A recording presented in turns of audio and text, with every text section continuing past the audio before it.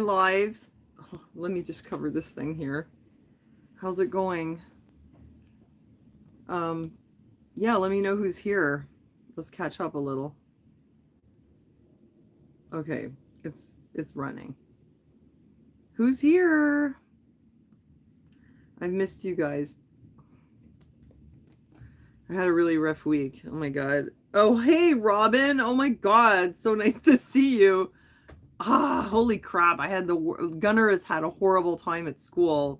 I don't know if you ever deal with this with your girl, but oh my god, it was just so bad. It's so heartbreaking watch your child deal with like serious mental health issues. You just feel so helpless. I mean, I do. Hi, Christine. Hi in Florida. Lucky you. Yeah, no, he's just had so much anxiety and he's just so obsessive and like all day he's asking me to feel his chest. And actually at one point I put my hand on his chest and I could feel like the heart like tapping. I'm taking him to the doctor tomorrow, but he's back on his clonidine. He finally, after how long's it been? I guess about 10 months, he finally decided to go back on it because it just wasn't doable. He spent 2 months in the house in the summer. He spent all of July and August in the house. Then the school year got off to a really good start. And then he had a really unfortunate incident with the principal, which I want to tell you about. Oh my God, like I just feel like my heart is breaking. Like it's so up and down with him. I know you guys have been here along with me for the ride for a long time. You know, I've been through a lot with him. And I guess in some ways it's better. It's different, you know? Don't be shy. Say hi in the chat. It's different. Oh, hey, Wanda. Thanks for stopping by. Yeah, like when he was a little guy, it was wild. He was wild. And it was hard. That was the time where it was like the heartbreak of no play dates, no birthdays, the exclusion, watching your child grow up isolated, watching your child grow up missing out. Hey, Dusty, on like all those things that kids usually do, that they have all these fond memories after, like, you know, summer days at the park and then having popsicles on the stoop with your friend. Like my son never had any of that. It was a very like isolated, lonely childhood. It was so much trauma at school. It was awful. And then there was the homeschooling, which I thought my nerves were going to snap. I started to understand that the concept of a nervous breakdown. I was like, oh, so this is how it happens. You know, it's like at some point your whole system just like, ah, you know, we're not superhuman. Hi, Fuddy Duddy. You do? You know what I'm going through? And it's weird though, over the years, like it changes. Oh, I'm gonna tell you, you do, Robin. You feel it too. I mean, I'm thinking probably all parents who have kids with developmental disabilities or mental health issues, like we go through this. I mean, it's you know, I guess if you have a kid that gets sick, like, you know, I try to imagine like what if my kid had like a physical illness. It must be so stressful that, you know, you don't know what's going to happen with your kid and if they're going to be healthy. The mental illness or the mental health issues, it's just in a different way. It's like on another level, because you just see this person that is so like perfect and normal in so many ways, and yet there's something with their mind that is just stopping them from living their life, you know? Hi, Wise Guy. Hi, Save Robbie. It's nice to see you guys. Uh, his anxiety is just so extreme. And it's weird because he looks pretty calm on the outside. Like he comes across like a really chill guy. Oh, like I feel like my heart is so like, you know, like a stabbed in there. Oh, you started the oil pulling? Yeah, it's pretty good. I should do it more often too. You guys, I mean, here's a tangent. Thanks for sending me on a tangent, Robbie. I haven't had a cavity like in this whole time. Like I haven't had a new one since way back in the day. All I had was like replaced fillings. I haven't had any issues that I know of. Yeah, you feel that too. It's so heartbreaking. It's so like you just kind of see like as the years go by, you know, it's not going away. It's not gonna go away. I kind of had hope because you guys, I was diagnosed as being on the autism spectrum and I was really messed up when I was a kid. I had this audio tape of myself at 16 and I was like embarrassed listening to it. I was like, man, was I ever nuts? Like, what the hell? So self-centered, completely obsessed with food, like raging eating disorder. I had actually run away from that school that I was in. My poor parents, were only like almost dying of stress. I was literally 16 years old, hitchhiking across the US, and my parents had no idea where I was. They thought I would have gone to New York, but of course I didn't do that. I had other better plans so I wouldn't get caught. If you want to know what I did, actually, such an eccentric runaway plan for a 16-year-old.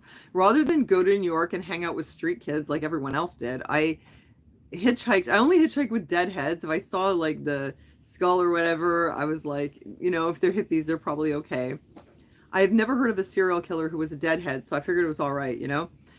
Um, so I hitchhiked to the University of Maryland because my plan was that if I went there, I would blend in. Nobody would know. Was I 18 or was I 16? How would they know? I mean, I think it's quite a good plan, actually. If you're a teenage runaway and you decide to run away to a university town, it's perfect. Nobody's going to look for you there. It's the last place they think you're going to be is at university. And I ran away there. I actually like bunked up with a bunch of guys that I met while on the road. I don't remember, how did I meet this guy? I think I was actually at the university sitting around in the cafeteria, and I meet this guy who's a student, but to me, when you're 16, everybody who's over 18 looks old. So I don't know. He might have been like 25, but at the time he looked old to me. So probably he looked like 35, but he might not have been anywhere near there. It was probably just my perception. And he lived with these other guys. There was like a Jewish guy and a couple of Chinese guys, and they had a house. And I met him in the cafeteria, and he took me to his place and let me stay with him. Now I'm questioning, what kind of an adult takes in a teenage runaway and harbors them in their home with 3 other men? I mean, it's bizarre. And actually, they didn't molest me or do anything, like nothing like that. Like, they didn't do anything bad. So he brought me to his house, and yeah, I don't know, I stayed there. But and then I kind of like passed myself off as just being a local, and then I got a job working at the food co-op. I mean, that is just bizarre, like what 16-year-old runaway does that? But it's because I wasn't running away to rebel. I just didn't want to be in that place. So I was trying to have a good plan. So my poor parents, they don't even know where I am. So I stayed in that place with those guys in Maryland for like a few weeks. And then I decided to hit the road again. For some reason, I think I was heading to Virginia, which is kind of weird. And it was random. And it was because I'd been reading a book. Wait. I think it was Virginia. I'd been reading a book. And being the teenager that I was, I decided I'm going to hitchhike to where this book takes place. I mean, so crazy, right? And then at some point I was like, okay, I think I should move on.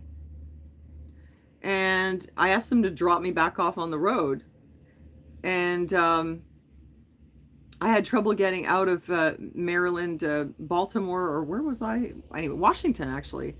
I was stuck on the Beltway. Everyone's going around the city. Like, they come out in one place, and there's a highway that goes around the city. So they come out and they're going right back in another part of the city. So I'm just telling you a road story now, I guess, because I'm going to tell you how crazy I was. Anyway, I finally got a ride.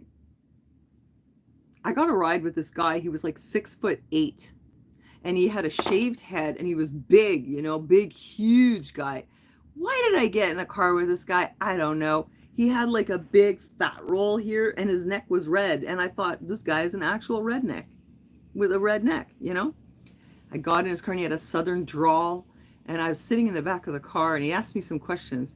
And he goes, "You're going to get yourself a good dose of AIDS." And he said it like that, and he scared me so much. I jumped out of the car while it was still moving. And then I met these couple of guys that had like a truck, like your classic kidnapper van, actually.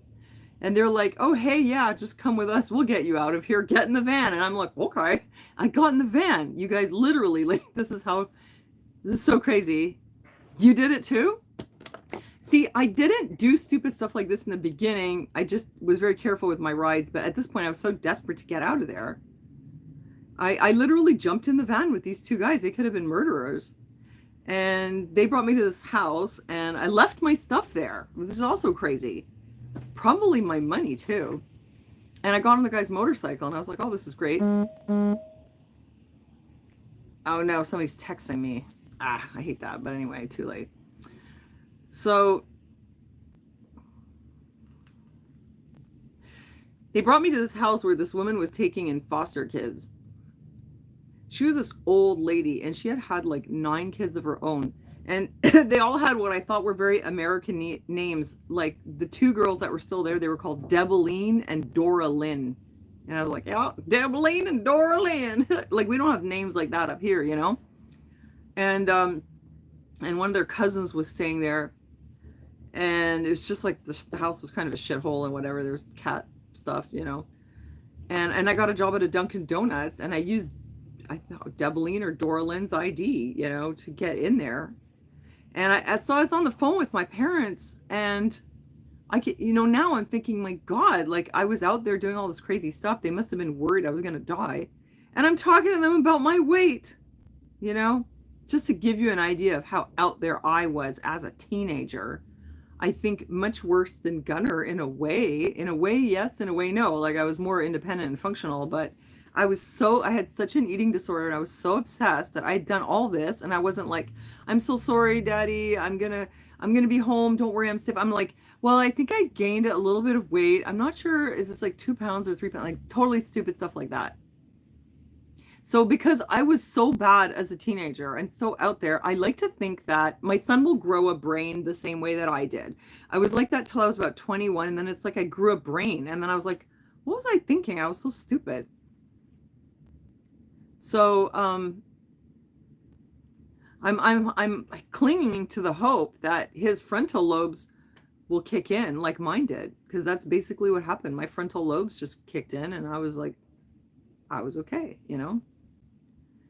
But what happened with him was I'm just looking at your comments here. So you guys have been hitchhiking too, huh? Yeah, there's still time, Robin. Yeah, no, there is. And I'm still holding on to that hope, because I had a really rough time as a teenager, but I was so lost. Like I had no guidance. No one was helping me. No one even knew what my problem was. And it was always like, you just need to do better. And basically the thing is, because of my experience, I've taken a very supportive approach with my son. I realize he literally has some limitations. I tend to praise him a lot. I don't push him past what he can do. I try to encourage him. And I try to like guide him and just help him have good values. I don't do like punishing and that kind of stuff. It doesn't really work. But he's a really good kid. And like he always asks permission for things. And I've never had a problem. Like he's never done like a bad thing. Like there's not one time where, you know, he stole, or he just never does anything like that. He just has these shutdowns. Yeah, I'm really grateful that he's such a good kid. Like I can trust him.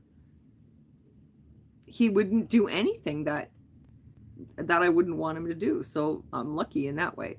But so the problem is he has horrible anxiety about school, probably because of all the trauma he's had before. And he's got a new principal. And this guy was there last year, but every time there's a new person, they go through a learning curve where they think that they just need to bear down on him. And that is the last thing he needs. And every time someone does that, his anxiety goes through the roof. His behavior stuff explodes, and he shuts down, and he doesn't go to school. And he was doing so well for the first few weeks. And you guys notice though, like every year this happens around this time. So I think it's a combination of things. I think it's the time change as well.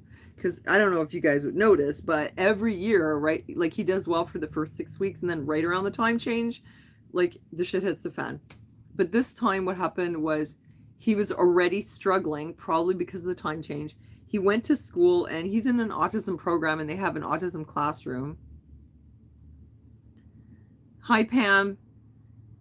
Yeah, I've been a different parent, that's for sure. Yes, he does have friends, Zoe. He does have friends at school, which is cool.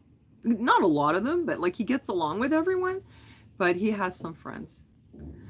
Much better than before. We had none, you know? So he was already struggling, and he actually went to school that day, but he wasn't able to be in the class. And it was a dumb class. It was leadership class, whatever that means.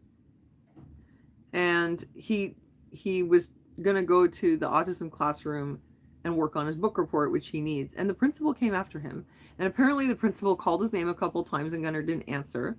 Principal took that like as an affront. And he came up to him and he's like, "What are you doing in the hall?" And Gunnar was like, "I'm going to go to the room to work on my book report." And he's like, "You can't be doing that. You need to be in leadership class." And I think Gunnar tried to tell him, like, "I can't be in the class right now. I can't handle it." And mind you, this is what that room is for. It's so the autistic kids can go in there and get out of the classroom and still work on stuff. And they have aides in there to help them. So he was doing what he was supposed to do as far as he was concerned. But this principal changed the rules. I mean, he changed the system. And he's telling me, because, well, I'm getting ahead of myself. He wouldn't let Gunnar go and work on his book report. And Gunnar just got totally discouraged. He got really traumatized by the principal's attitude.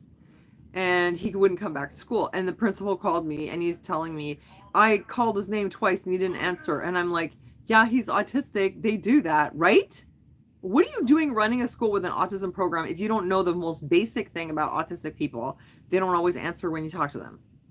How can you take this personally? That's ridiculous. And then he's telling me, and he wouldn't go to leadership class. And I said, yeah, he's trying to go to the sale room to work on his book report so he can pass his 4-credit class, which I think is really good. For him, that's huge. And the principal's like, well, we have rules. He needs to be in that other class. And I said, well, you're supposed to accommodate for his disability. And he's like, well, if he needs that kind of accommodation, maybe he should be in another school, which is ridiculous. Remember I told you about the other school? This is a program for autism. Well, so exactly what school do you want him to be in? You know, oh my God, this principal. So I have now, like, I reached out to the social workers at our clinic. I reached out to one that's connected to the school board. So now the school board's involved and we've got a social worker involved who's connected with the school board, and they're not going to let this principal kick him out. I'm demanding accommodation. Gunnar is really angry. He's like, I want to launch a complaint against the principal. I was like, well, do it. I don't have the energy, but you can try. He wants to like formally complain that this person is not equipped to do the job that they're doing because they're dealing with students with disabilities and they're treating it like it's a discipline issue, you know? And Gunnar was so angry. He was like, I was doing so well and he upset me so much. And Gunnar was having like panic attacks with his heart like jumping out of his chest. And he missed school, and then he came in like slowly at the end of the day, and then he came in for the day yesterday. It was a short day, and then today he went to a job fair, so he's sort of easing into it, but it's like it's heartbreaking for me to watch him struggle so much. I don't know if I had to give you all those details, but anyway, that's the story. I mean, he's gone from like this sort of wild, rambunctious child that was uncooperative to like a young adult with a good character, but like some really serious mental health issues, you know? And it's like there's this whole part of him that's really normal. Hi, Susie. And there's this part of him that's like totally not normal. And I was even worried that it was like a PANS flare or something because it was like so obsessive all day. So I've got him back on B vitamins. I was like, okay, this is cool actually. Like I had done a genetic test. So I ran it through Genetic Genie for him. And he spent like all day looking at his genetics because he's really into like physiology and genetics these days. And he discovered all these things. And he comes and he tells me he's got this thing. It's like a methylation defect. And I was like, yeah, you're right. You do. Maybe your nerves are shot because you're missing B vitamins. Maybe that has something to do with why you can't handle stress. And then because he won't take his vitamins until he sees his genetic results. Then he's like, yeah, okay. So he starts taking his B vitamins. Then he's like, look, Mom, I have something that predisposes me to vitamin D deficiency. And I'm like, yeah, I've had those pills on the nightstand for 3 days. Now go and take them. So he suddenly started, hi, Claudette. Thanks for joining. He suddenly just became open to taking his vitamins and his medication. He looks at his genetics and he's like, oh, I have this thing that predisposes me to anxiety and depression. And I'm like, well, we kind of knew that. Now you've seen your genetics. Now he's willing to take his medication. Isn't that something? Isn't that something? But I went through hell this last week. It was like every time I tried to get him, it was like an entire day. Oh my God. He had so many breakdowns. It was like I couldn't leave the house. Oh, just exhausted. So anyway, I figured I'd come here and talk to you. But yeah, it's been really awful. And the risk is that he'll fall behind and he won't catch up. Well, yeah, we both have like one of those MTHFR gene, but we have also something else called MTRR. But even just having one MTHFR means you don't methylate as well, and you need the active B vitamins because you won't use the folic acid. It has to be methylfolate. Well, you'll use it, but not as well. Thanks, Susie. I figured I'd feel better seeing you guys. And I didn't come on here for like an entire week because I was just like, oh no, I'm just too depressed and negative and exhausted. I can't even. Oh, Claudette, you're 13. Oh, wow. Cool. Okay. He's in grade 11. Yeah, I'm impressed that he's made it this far, but holy crap, it's been a long road.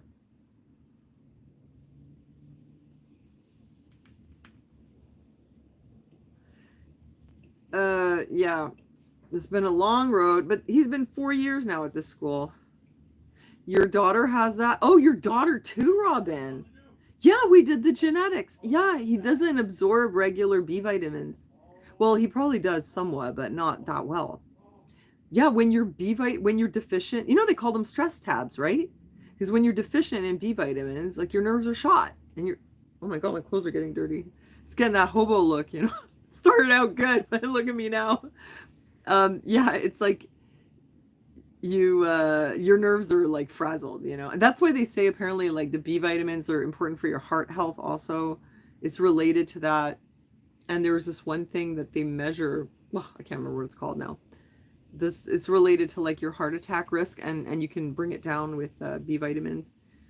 So there's a connection there with stress and B vitamins and methylation. Do you give her the active B vitamins? I can't swallow pills. My thyroid is so swollen. Like anything I put in my throat, like feels like it's gonna get stuck and choke me. So I open it and I put it in water and it tastes awful. But I find it's hard sometimes to like, yeah, the stress tabs. Yeah, they've got to be the active ones though. I've got the good ones. Um, I find it's kind of hard to stay like on a regiment with supplements. I'll be honest. Like I have a few. I have this one that I intended to take nattokinase, like to strengthen my bones, but first of all, I lost the bottle. I'm like, where is it? I think I bought another one. Oh wait, no, that was something else.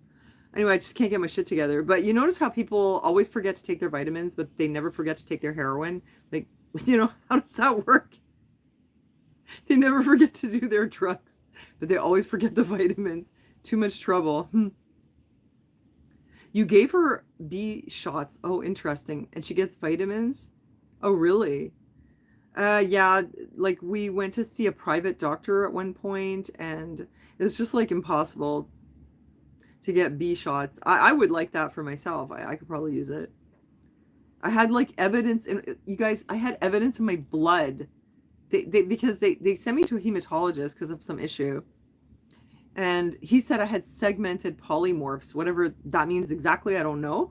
But apparently it's a sign in your blood when you're B12 deficient. But my B levels in my blood were good. So they're like, we don't know why your blood's like this. And I was like, I know why. It's because I have B in my blood, but it's not getting in my cells. So they could literally see it on the test.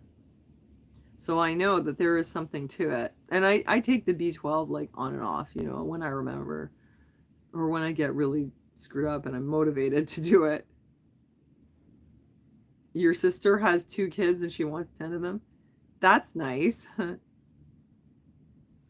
She can have one. She's married to a lawyer. Okay. Well, if you can afford 10 kids, then, that sounds like fun. Taking vitamins daily, but your specialist said your calcium was too high. Oh, were you taking calcium?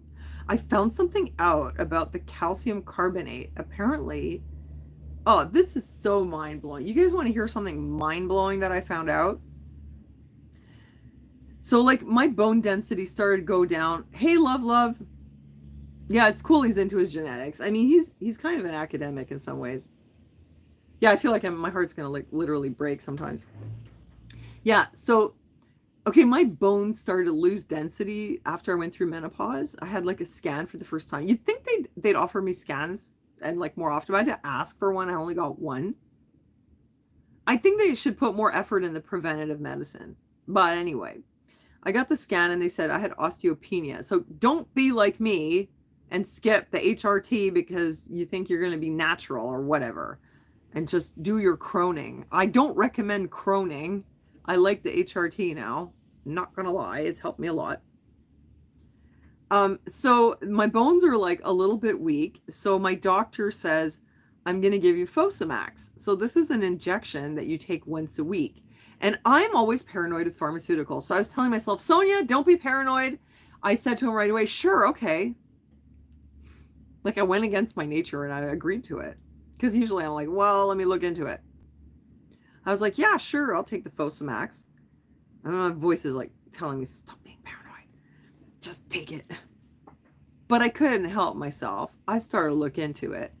And I discovered that what it does, I don't know if I've told you this before.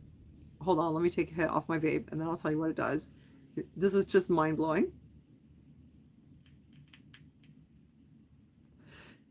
Oh, Evenity injections. Okay, there's probably the other one. Okay, because there's one that is really good for bone regrowth. They only give it to you here if you have a spinal fracture. Give me another bone scan. I probably have spinal fractures. But anyway, then I'll take that one. Yes, any day. But the Fosamax, and there's another one like that. It turns out what it does is it's just interrupting the cycle of the calcium in your bones. So your bones like take the calcium from your blood, they make bone tissue with it, and then the cells senescent, they die, and then your bones get rid of the old dead bone cells. Well, what the Fosamax does is actually just interrupts the cycle. So your bones hold on to these dead bone cells. So they which is calcium inside the bones, right? So then when you take an x-ray, the bone looks thicker. But that's because it's full of like dead and actually brittle cells. And also, as a side effect of that, it's not returning the calcium into your blood. And you need to keep like very steady levels of all these things. Like calcium is like a neurotransmitter, I think also. No, not a neurotransmitter. What do you call it? An electrolyte, right? Like, so there's some like basic ones like sodium and potassium and calcium. Like you need to have basic level of certain minerals in your blood or it'll screw up your heart. So it's holding on to the calcium in your bone because it's interrupting the cycle. So your doctor tells you take calcium. And I thought, like in my whole life, I thought you take the calcium at menopause to strengthen your bones. Well, it turns out this calcium carbonate that you're taking, like they're basically stomach medicine, like antacids, like Tums or whatever. They taste pretty good, but it's not really getting into your bones. It's to keep the calcium level in your system level, because now that you're on Fosamax, your bones are holding on to all this calcium and not releasing the dead bone cells with the calcium to go back in your blood. That's why you take the calcium. Then it turns out this type of calcium that people take hardens your arteries. I mean, this is all like from the medical literature. So I was like, what the hell is going on here? Not again. I keep finding out this fucked up stuff about pharmaceuticals. I was thinking this time I'm going to be a good patient. I'm going to take the Fosamax. This is going to fix my bones and I'm going to be on my merry way. But no, I had to Google it and look at where I ended up, down another pharmaceutical rabbit hole. So it turns out there's all these articles on the Fosamax and how it can lead to brittle bones.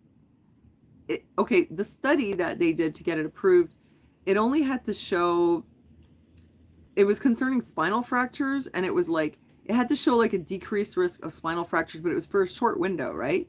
So in the short term, the Fosamax, it's not going to like break your bones or nothing like that. But what they weren't looking at in the studies was long term, like years. And when they started to see the results years down the road, you guys go look it up. I'm not making this up. They discovered that from holding on to all these dead bone cells of calcium, you have brittle bones. And there were women who were literally, their thigh bone was snapping like a twig from them stepping off the curb, off the pavement. So what you want to prevent is like hip and pelvis fractures and legs, and so imagine a drug that makes your bones look thicker on the x-ray, but you could, if you're unlucky, end up with a bone that just breaks. Hi, Jana. And I was shocked. I was like, what the hell? Like, how, I mean, seriously, how do you get this approved?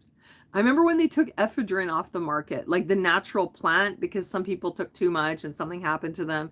How do you get, I mean, it just seemed like, what a racket. How do you get a drug approved to strengthen bones that in the long term makes them more fragile? And then I asked the pharmacist about it. And I was like,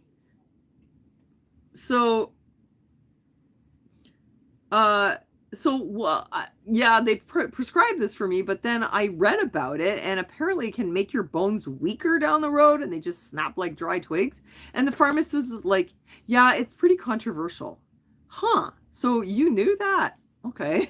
Nobody mentioned it to me. That's interesting. So then it turns out that as a side like tangent on that, I found out that the calcium, that kind of calcium, it's not good to take it long term. It's like hardens your arteries. So no wonder we all get old and hard arteries and all this crap. Thought, man, like that's pretty bad. So calcium citrate, yeah, there's other kinds of calcium that are better for you. It's not like calcium's bad for you, but those yummy little Tums or whatever, like apparently no. So then I looked into it more, and apparently the nattokinase is something that the Japanese use, and they've been using this forever. And they say that Japanese women, they don't age. Like, one of the reasons that it's hard to tell their age is because they don't lose bone mass. So like when you lose your bone density and your bone mass, you lose it in your face. So like the jawbone here starts to get narrower, and you lose bone. And apparently one of the ways that they help preserve their bone density is by eating nattokinase, and not like just taking a vitamin, but they eat the actual natto, the fermented soybeans. And I was like, huh, so there's this whole other side to this. And then that, I think, was that you, Jana? Yeah. So Jana was telling me about someone who had this osteoporosis, and they did find a spinal fracture, and they gave her the infusion, which somebody mentioned is this new thing. And this like really rebuilds your bones. And I read about it. I don't remember the mechanism of it, but it was really amazing how they found this. I think it had something to do with, was it prolactin levels or something? It had something to do with some completely different like hormonal system. And the side effect is like actually remineralizes your bones. You lost bone when you lost teeth? Maybe you lost teeth because you were losing bone too. Yeah, Wanda, I mean, you got to look into it. Those calcium carbonate, just go look. They say that it will harden your arteries like over long term. Yeah, there's other sort of forms of calcium. It's not like you don't need it. You do, but you just have to be careful. Go ask your, health food people or whatever about what's the good kind. I actually like the natto. You got 4 teeth left. Oh, well, it's still 4. It's like an anchor. Aaron's missing a lot of teeth, Yeah. He just got the lower dentures for the first time since I've ever known him. He was like Dog the Bounty Hunter. All the back ones were gone. He just had the front. And then on the top also, like most of them. And oh my God, Aaron's partial was like not functioning properly. So he thought it was a good idea to take like Bazooka Joe bubble gum and use it as like a glue to hold his partial in place. And I was like, Aaron, it's full of sugar. It's gonna rot your tooth. And he just sort of like shooed me away. He's like, ah, you don't know what you're talking about. I already chewed it. So all the sugar's gone. And then he put that in there, and guess what happened? He lost his tooth. It totally rotted out. So it definitely did cause tooth decay. Couldn't believe it. Oh, really? A periodontal disease? Oh no. I don't know. That sucks.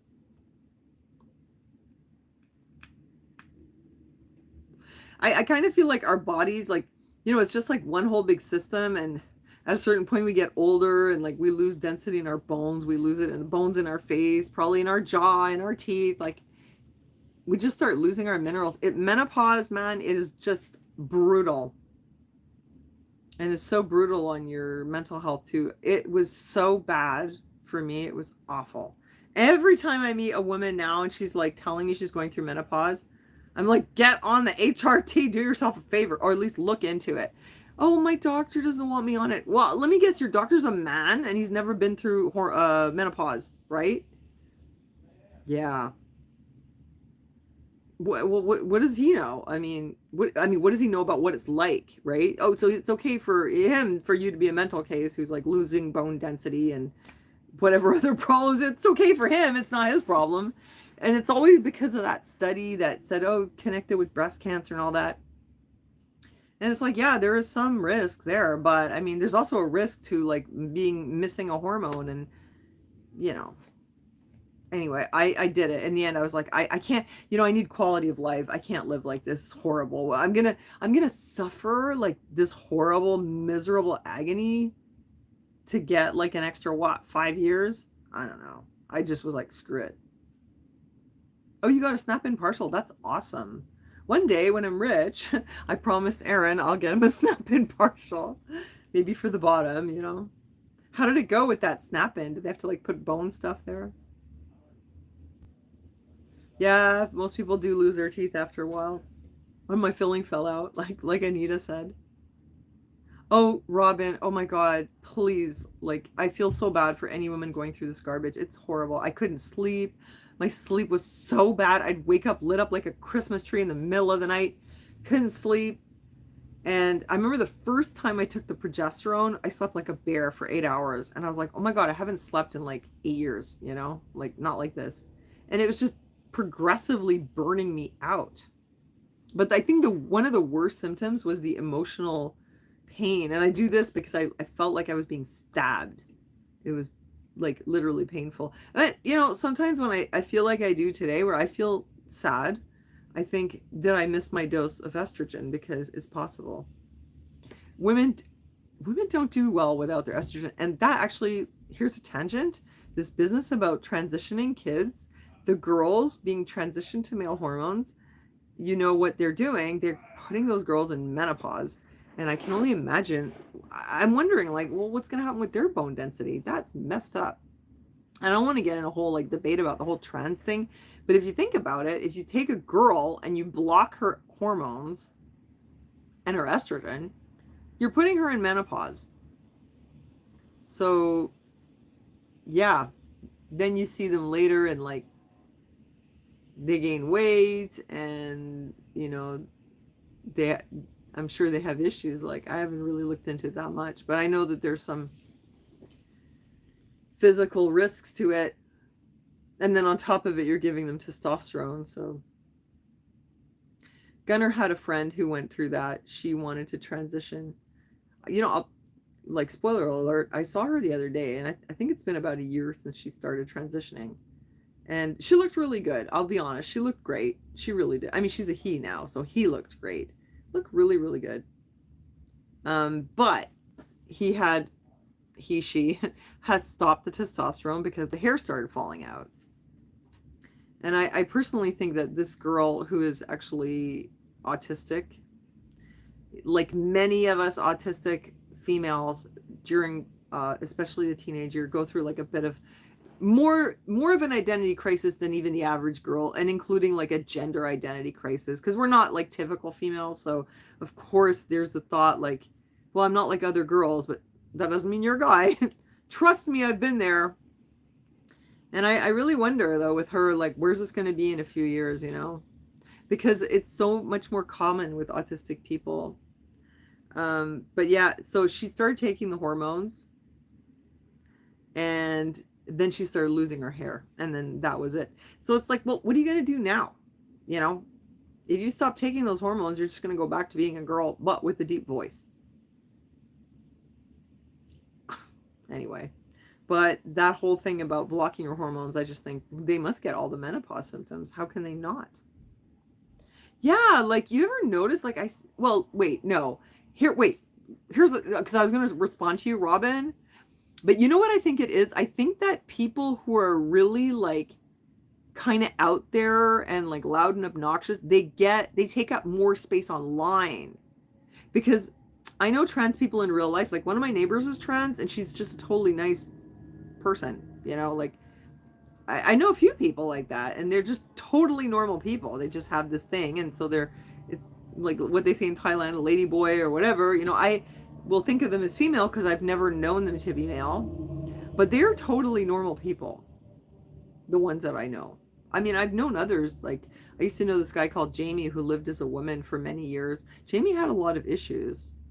He was basically a gay guy who transitioned and then decided it was too much trouble and went back. But Jamie had a lot of problems. But a lot of people have a lot of problems. But other people that I've known, like my neighbor's is like super nice person. So I don't think that these nutty people online represent all trans people. I think that they just like most people online have big personalities that make them get more attention. That's all it is. Because there's a lot of people online that do blog about being trans that don't get that much attention, and they're just like really normal people. You know what I'm saying? Like they're just low key, down to earth people. And other than the gender thing, they're just like regular folks. You know what I'm saying? If that makes sense. But that whole hormone thing, though, like just experiencing that for myself, what it's like to have unbalanced hormones, that I thought, oh, and let's not forget, I went through 3 rounds of IVF. So I was actually on those, like the puberty blocker drug that they use on trans people. Like they put me on that. It turns out the only reason they do that is for their scheduling convenience. So they can schedule a cycle in a way that works for them. Wait, I just want to check my battery. Okay. And yeah, it was crazy. Like when I was on those hormones for the cycles, it was just awful. I was so like unhinged. Yeah, I was totally unhinged. Most of those that are trans are on the spectrum that, you know, really well, there's apparently like a high correlation.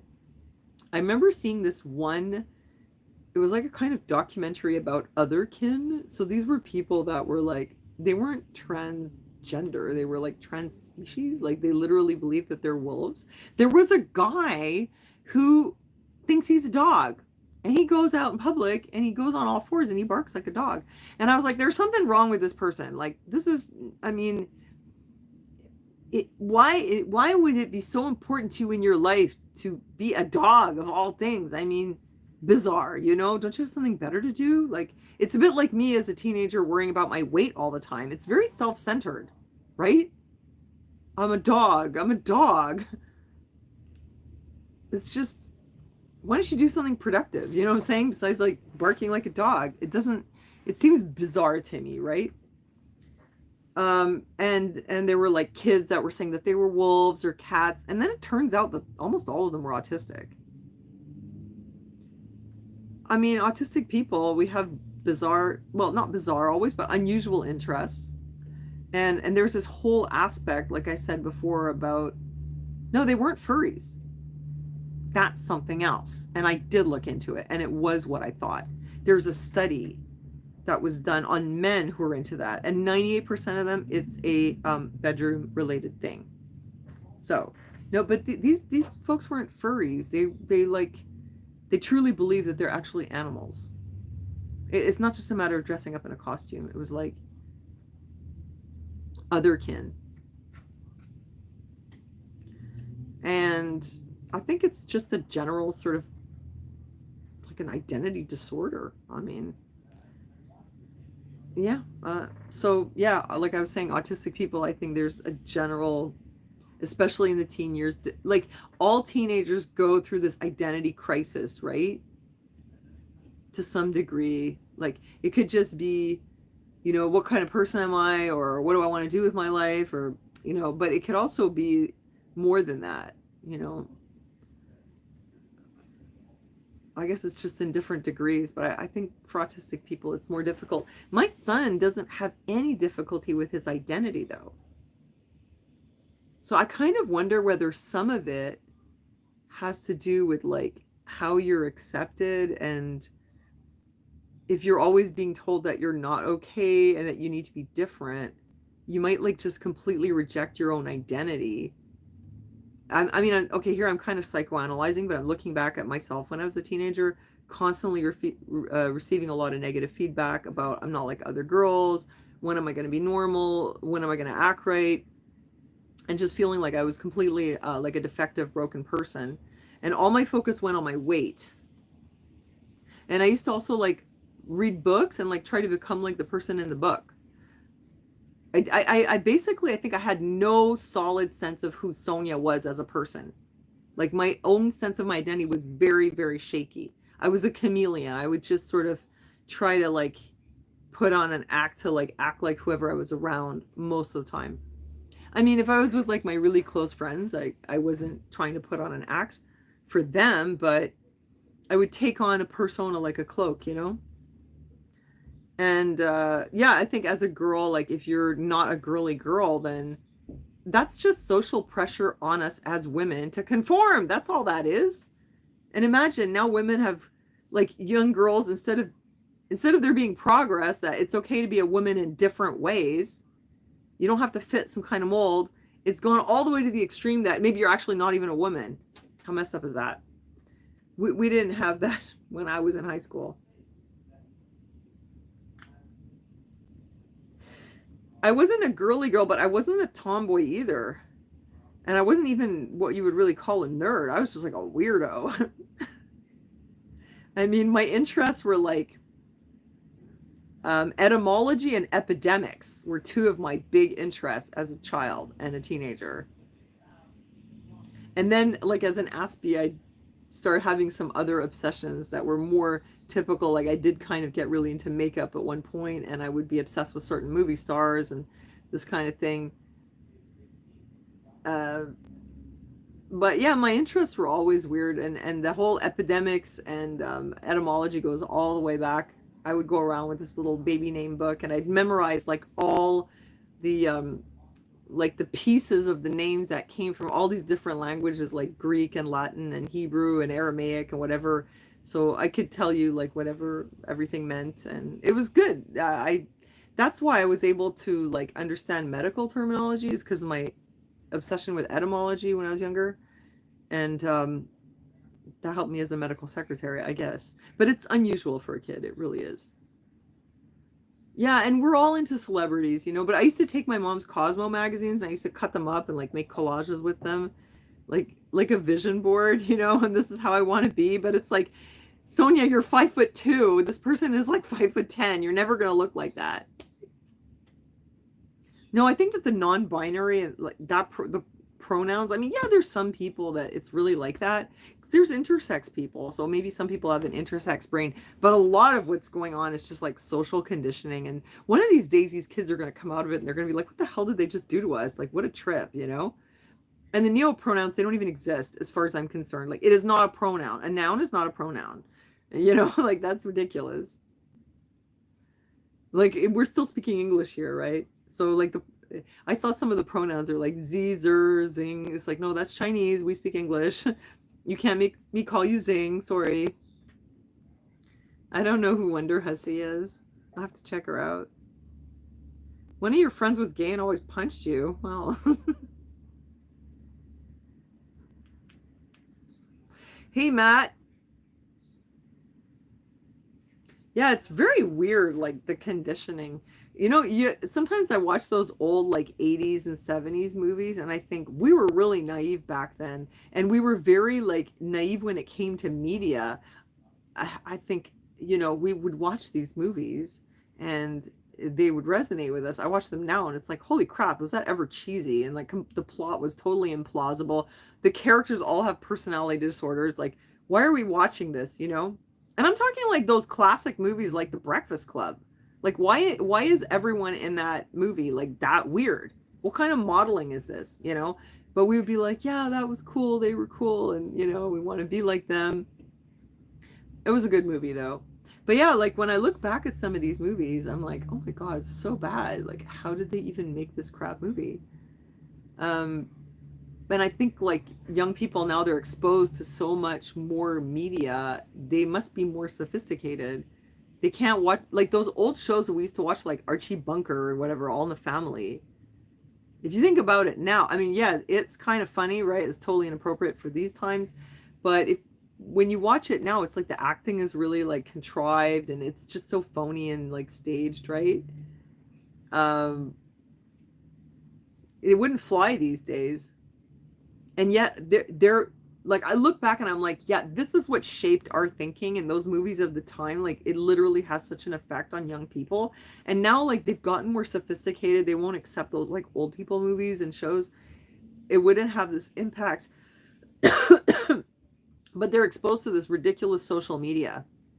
I'm very grateful that my son never went for that. He never like wanted to be like anything that he saw on social media. But imagine being a kid growing up these days and with all these like influencers with all their filters and all their phoniness and how hard it must be. And that whole gender thing, like bizarre because I've said this before. They represent what? Maybe 3% of the population at the most. And disabled people is like a bigger chunk. And this trans issue is everywhere and their ability to access bathrooms or not is a huge issue, and yet a lot of bathrooms are still not wheelchair accessible. And you guys know when I went to Quebec City with Aaron, we couldn't even get into restaurants. It is Quebec City. It's not accessible. A few things are, but it's hard. Like places are not accessible. Every time we want to go somewhere, first question, is it accessible? I do a lot of restaurant reviews. I do like Google reviews as like a hobby. I'm a local guide. And maybe one day something will come out of it. I don't know. Maybe they'll invite me somewhere. And I always say, is it accessible or not? And I always kind of mention if it's autism friendly or like sensory friendly or whatever. But yeah, like why are they so concerned about people who have gender dysphoria and what about everyone else? How come us autistic people, we don't get a parade? Why? Hi Joey. You do the Google reviews too, Wanda? Yeah, why not, right? And if they give me shitty service, I give them a bad review.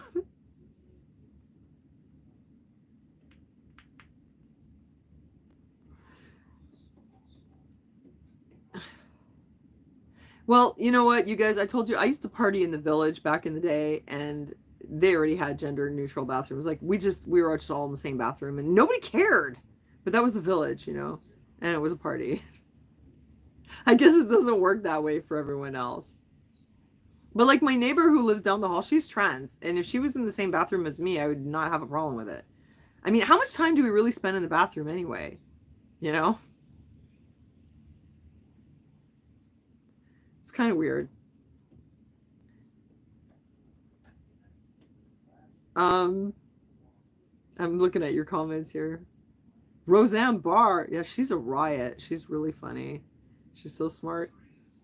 It was kind of too bad, like when that show really petered out at the end, and it was like her and what was her sister's name, Jackie.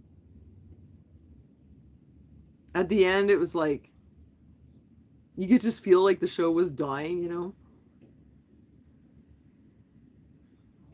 Yeah, you're right. Why we don't want parades? Why autistic people don't want parades? Because we don't like to be around crowds. Good point. But they could hold a parade for us. Like, personally, I don't mind crowds.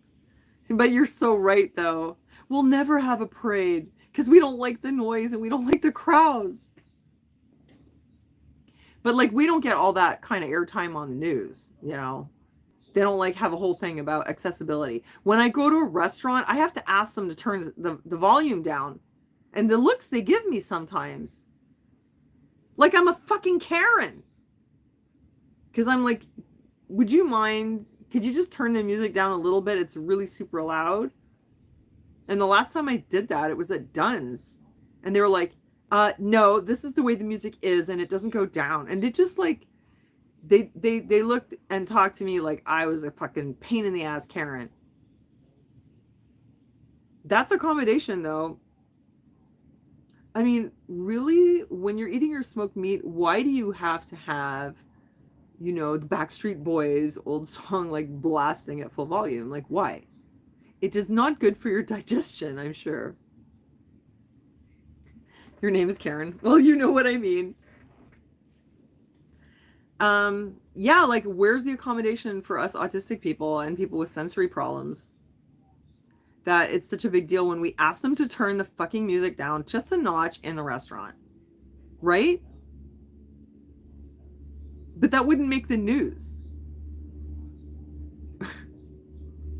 But the struggle is real though. So that's what I find is weird. Why are they so focused on that? Why not on autistic people needing the volume turned down? It affects everyone. Why not the bathroom for disabled people? That's bizarre. I'll tell you the truth though. I have gone into the men's restroom like more times than I can count. I didn't really know it was such a big deal.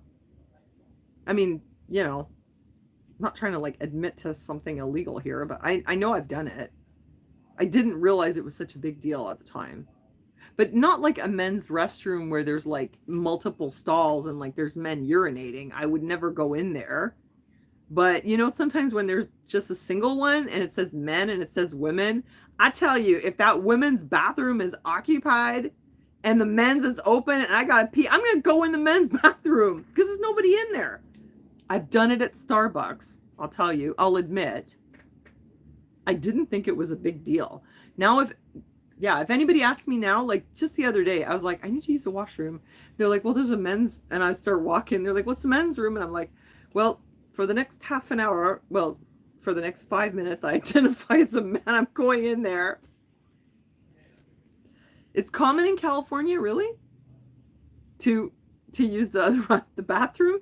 What's the big deal? There's nobody in there. It's a single like toilet. I mean, what's the difference?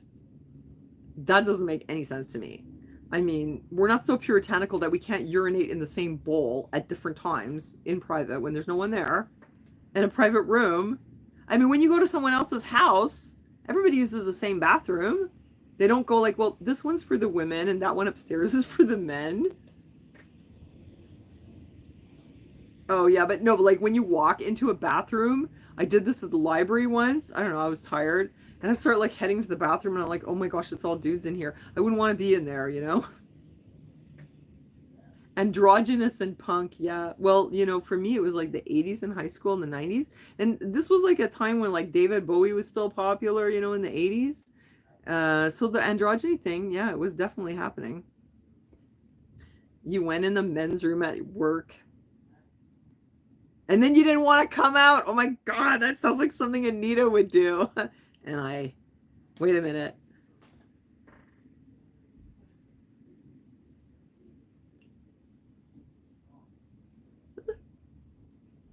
It's Cece. And I had to take a shit and I accidentally went in the men's restroom. And then when I saw all these dudes' feet under the stall, I realized my mistake. And then I was afraid to come out. And I got fired for missing work. And I told them, well, I was only in the restroom. Did it ever occur to you that maybe if you had a bigger sign on your restroom, I wouldn't have to wait in there for 4 hours to come out? But they fired me anyway, the fuckers. Oh yeah, I've got the wig back. I got my wig back from the thrift store. I accidentally donated my wig to the thrift store. Lucky for me, nobody bought it and I was able to get it back. But they charged me $25 for it. Fuckers. I only paid 5 the first time around. What a ripoff. But anyway, I got my wig back. Yeah. I did. I got the wig. I didn't really give it to a thrift store. I thought I did. I was like, what? Oh my God, no. Because I'm trying to really like get rid of all my crap that I don't need because I have all this merch here. And I did give some wigs. And then I was like, wait, where's Anita? And I was like, no, I didn't. But then it just turned up again. So weird. Imagine she has to go buy her wig back. And a real shit weekend, a real shit weekend, yeah. My alters, my characters.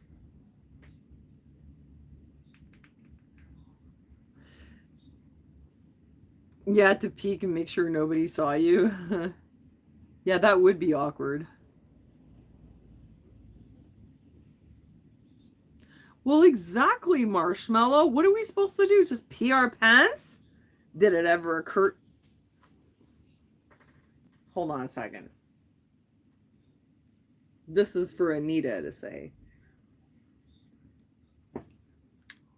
I went to a restaurant and I had to take a piss, but the women's bathroom was occupied. So I went in the men's room and they came and hauled me out and they threw me out of the restaurant, told me I wasn't allowed to come back. And I told them, well, did it ever occur to you that if you had more than one women's restroom, I wouldn't have to use the men's room? But they kicked me out of the restaurant anyway. The next time, I'm just going to have to use a Starbucks cup behind the dumpster like I used to. But anyway, yeah, I'm not going back to that restaurant. Too bad for them. They're going to lose their business. Yeah, they need to keep that into account, that us women, I think we use the restroom more often, but men take a lot longer. What is it with men? Like they go in the bathroom and like they're reading in there and it's like this whole like hour-long thing. You know? When you see a guy go in the bathroom, you're like, oh my God, okay. Well, I guess we'll finish this conversation in about an hour when he comes out, They just need more bathrooms in general. And a wheelchair bathroom. Gunner uses the gender neutral bathroom at school. 100%. He does, but he just like goes in there and locks the door and like hides because there's a lock on it. It's the only safe space in the entire school is the gender neutral bathroom. Yes, exactly. Cogitable. Identify as male when the female facility is occupied. I need to keep my Anita wig in my pocket, throw it on my head. I identify as gender non-conforming. What the hell does that mean anyway? Gender non-conforming? Like we have some rules we have to conform by? Otherwise, you're not a real woman. Yeah.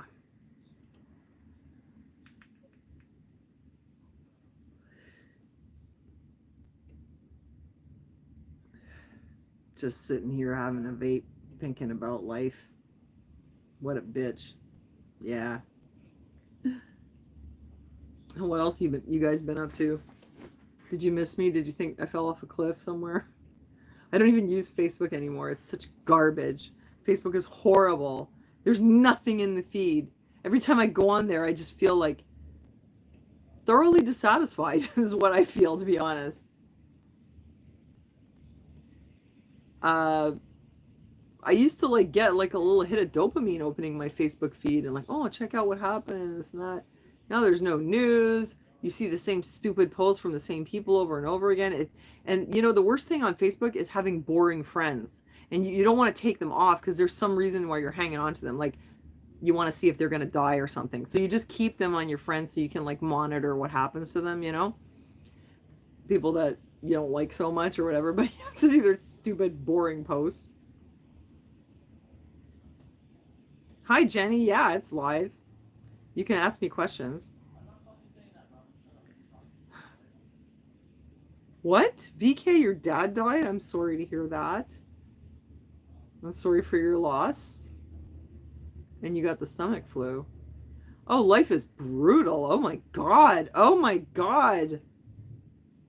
Especially lately. Okay, let me just tell you, just in my close sort of extended circle, I used to say my sibling, but I guess you all know I have a brother. My brother's father-in-law. They said he had a UTI in the summer. It didn't go away. It turned out it was a kidney tumor. Oh, it's okay. These things are slow growing. It's treatable. By December, it was all over his body, and he passed away in March. Another person in the family had to have a hysterectomy. Another person I know had to have a hysterectomy. A friend of mine who's only 41 was found to have stage 4 breast cancer. It went from 0 to 60. My friend's mother-in-law, cancer relapse. That's with her ex. Her ex's mother-in-law. Her boyfriend's father got lymphoma, B-cell lymphoma, died like just recently, and now his daughter, her boyfriend's sister, has B-cell lymphoma too. I'd never seen so many people get sick and die just in the close circle. Mr. Patel, the one upstairs, the one that stepped in the dog shit when one time I took the dog out and I came back and I was really burnt out and tired and I was waiting in front of the elevator. I didn't notice the dog shit on the carpet in the middle of the lobby, and then the janitor confronted me, but nicely, and he showed me the video, and I was like, that's so funny. I was almost laughing. I was like, oh my God, it was like, you video, man. I was like, please, I wanted him to send me the video because I would have put it on Reddit myself because the world needed to see this. I'm so oblivious. I'm standing there looking at the elevator and the dog's right behind me, leaving a grumpy on the carpet. Mr. Patel came the next morning and stepped on it, and the janitor gave me shit. Well, poor Mr. Patel, he was, he had a kidney transplant and all that, and he had, I guess, a good life considering. So Mr. Patel, he died of a stroke. Mr. Coco, who had a little black dog, I think the guy was losing his mind. I think he used to be smart, but he was getting older, and he used to just go around, Coco, Coco, Coco, Coco. And all of a sudden we noticed, like, yeah, where's Mr. Coco? I haven't seen him in a while, because he used to all the time say the dog's name.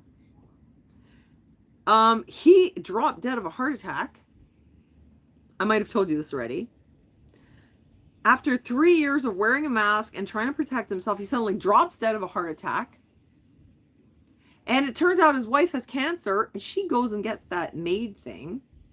They give the dog to a friend, and the friend has the dog put down.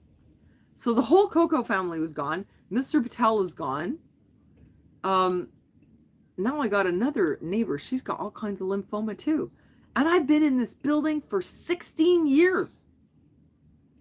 I've never seen anything like this. That's like 3 people dead and, well, 3 people dead and one of them with cancer and another one with cancer. And that's just like literally in the last couple of years.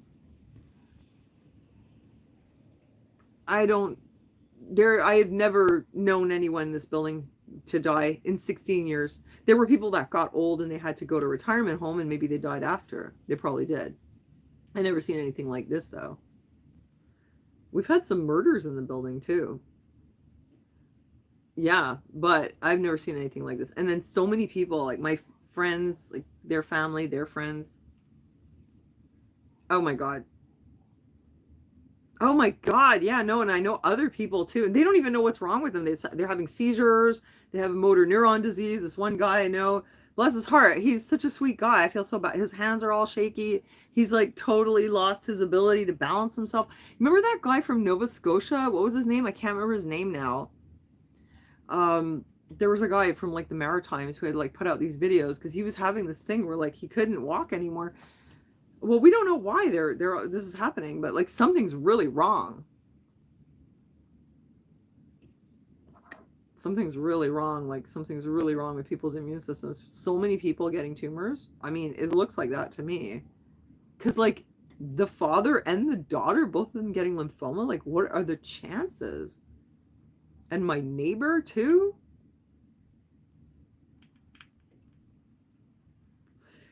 Yeah, it's all like in the last couple of years. Well, Mr. Patel, he died in 2021 around the spring. There was a neighbor here who died of COVID also, right down the hall, and that was sad.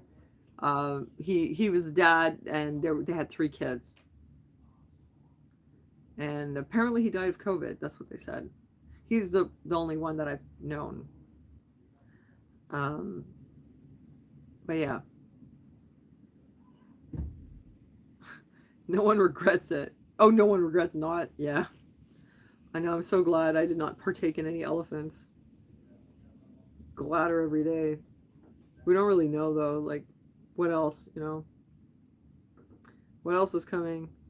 No, it's crazy. Like nobody wants to talk about it. Apparently we're not even supposed to, but I think we can sort of talk about the fact that like people are dying. I think, come on, I mean, this is ridiculous. Like, what, we can't?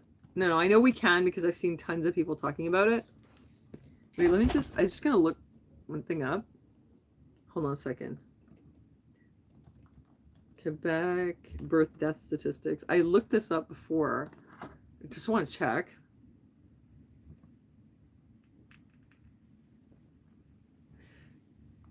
Oh no, Cece. Oh my God, I'm so sorry. That's awful. Oh my God. Oh, I'm really sorry about that. I can't imagine. That must be the absolute hardest thing. Let me see if they're still showing us the stats. Oh, they are. Okay. Oh my God. Okay, come on. This is weird. No, this is really weird. Hold on a second. Okay, they haven't tallied it up yet for this year. Oh no, it's really high. I can like literally just turn the camera around, but I'll tell you, I'm looking at the birth and death statistics for Quebec. Okay, so normally it was like between 17,000 to 19,000. Well, that's January to March. Wait, hold on a second. Okay, for the whole year, like on the low end, 63,000. 2018, it was 68,000. 2019, 67,000. So you get this idea. It's like the last 3 years there, the average was 67,000. 67,000, okay? Deaths in Quebec for the year. 2020, we had 74,849. That was the year of the pandemic. 2021, we had 69,900. So that's a bit higher. Like 2018, it was 68,800. So it's about like 1,100 more than 2018, which was like a high year. 2022, you want to know? 78,400 in 2022. Higher than in 2020 by 4,000, almost 4,000 people. Imagine that. 2022. We had more deaths in Quebec than we did in 2020. And they haven't finished tallying it for 2023. But looking at the numbers that we have, I can see that it's elevated. Let me see. Like, we only have it tallied up to June. So before, okay, wait. So that would be about 34,000. This would be about 35. This would be about 33, 34. So 34, 35, something like that, okay? 2020, it's like 40,000. That's 2020, roughly 40,000 in the first 6 months, okay? 2021 is about 35,000. So 40,000 in 2020, about 35,000 in 2021. And in 2022, about 38.5 thousand for the first 6 months. So that's higher.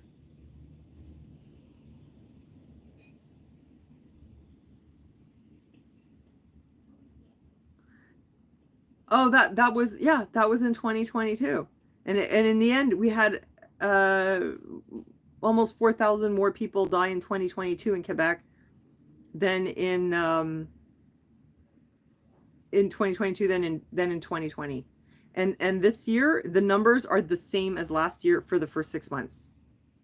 So it's looking like, I want to show you this. Okay, you guys want to see it? Because they're not talking about it.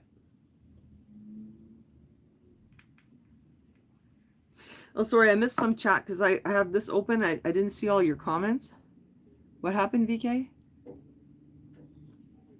Oh, yeah.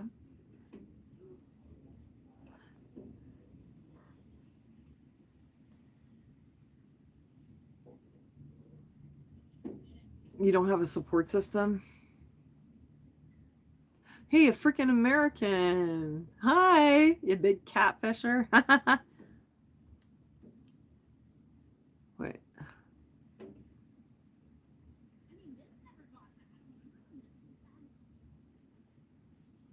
Um, oh, your mom? Oh, she doesn't know. Oh, VK, what? Since you got sober, don't you have some kind of support system then through your sobriety? That would probably be a good place to get some support. I mean, whatever you did to get sober, you know? Oops. No, I almost put somebody in timeout or reported them by accident. I don't like using the chat on this camera. Oh, you're getting married, Sammy. That's awesome. Oh, congrats. All the best. Here, look, I want to show you guys this so you know that I'm not making it up, okay? Wait, how do I turn this around? Like this. Okay, let's see if this works. Can you guys see that? You should be able to see it, right?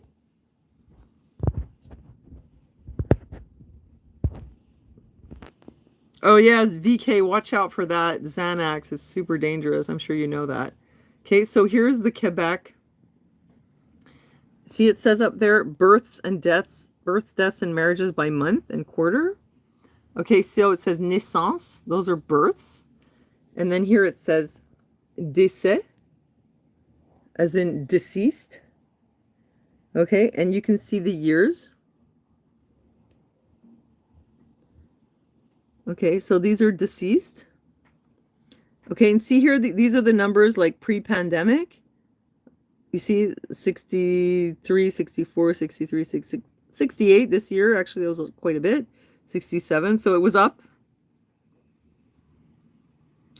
And there's 2020 when they had lockdowns. And it's weird because now like I saw them discussing in the British Parliament about the excess deaths, and they're like attributing it to lockdowns. So they're kind of inadvertently admitting that lockdowns, what, led to excess deaths? I thought they were supposed to save lives. I guess the logic was it would have been even higher if they didn't have the lockdowns. I don't know. But anyway, pandemic year, the deaths are higher. And this is 2021. They're higher than they were before. And you know, like I've seen doctors point out that considering that a lot of the people that died in 2020 were old people that probably were near the end of their life, and they would have died, like it was a displaced death, that if they didn't die that year, they would have died, like, you know, if it wasn't that month, it would have been a few months later or the next year. A lot of doctors that I follow would say it should have been actually lower. There should have been like a rebound here where the deaths would have gone down. And yet they're actually higher than they were pre-pandemic. But look at 2022. This is Quebec. 78,400 deaths in 2022. I'd like to know what happened. Right? Not a word in our newspaper. Not a word. Who's dying? That's higher than 2020. And in 2020, it was in the newspapers every day. One person died of COVID. 2 people died of COVID.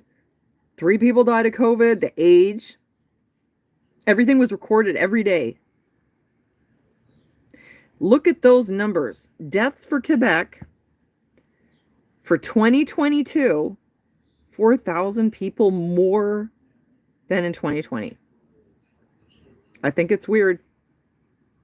I mean, we don't know why. Is it like delayed effects from COVID? Is it because our medical system is horrible now and people can't get taken care of? Is it something else? It's probably a combination of things, right? But those are big numbers and it's weird. Nobody's talking about it. Our media is completely silent. And then look down here. These are the numbers for 2023. You notice something about this? This is 2023 right here. It's the same as last year for the first half of the year. So we're looking at heading up to having like a death count for this year that's as high possibly as last year. Something's not right. Yeah. Because I keep hearing all these doctors like Dr. Campbell, lots of people talking about excess deaths. I wouldn't know. What is the percentage here? What was the average before? 65,000 maybe per year on average, maybe 67 in the last 3 years before the pandemic. Somebody do the math for me because I can't figure out the percentage there. What's 78,400? How much percentage is that higher than, what was it when I say 67? A lot. That's like 10,000 people more. And I'm hearing that this is going on everywhere. Yeah, Dr. Campbell, he's had some really interesting interviews, especially lately. Yeah, he's on it, and he has a really good knack for doing it in such a way that he doesn't get in trouble. Not too often.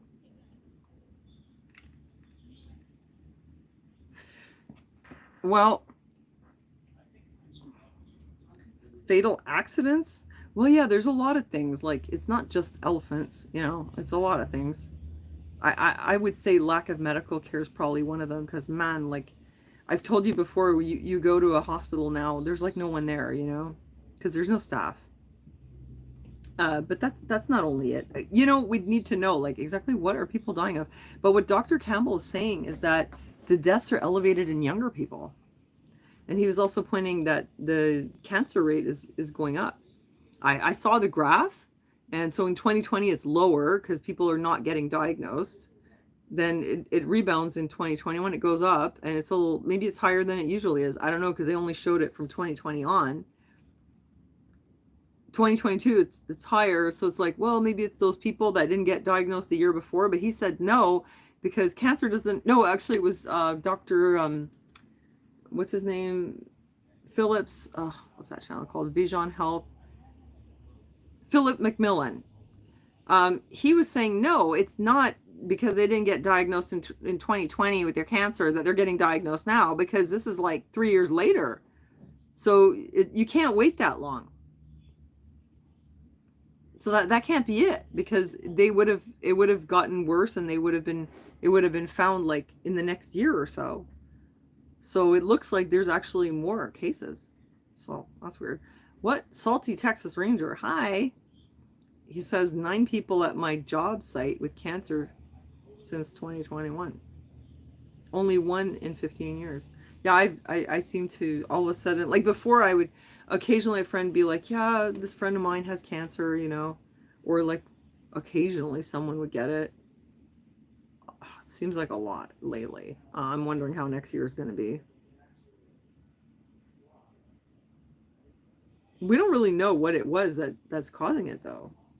But there's some things like that are kind of giving a clue, because even though it's generally the trend in Western Europe and in North America, it's not the trend in Eastern Europe, the elevated deaths. There's also a few European countries where it's not that high. Glasgow, Dave. What do you think? Probably they don't say that in Scotland, but anyway. I'm trying to like get on your level here. Come on, Dave. You have to ask me that question. Are you kidding me? No way.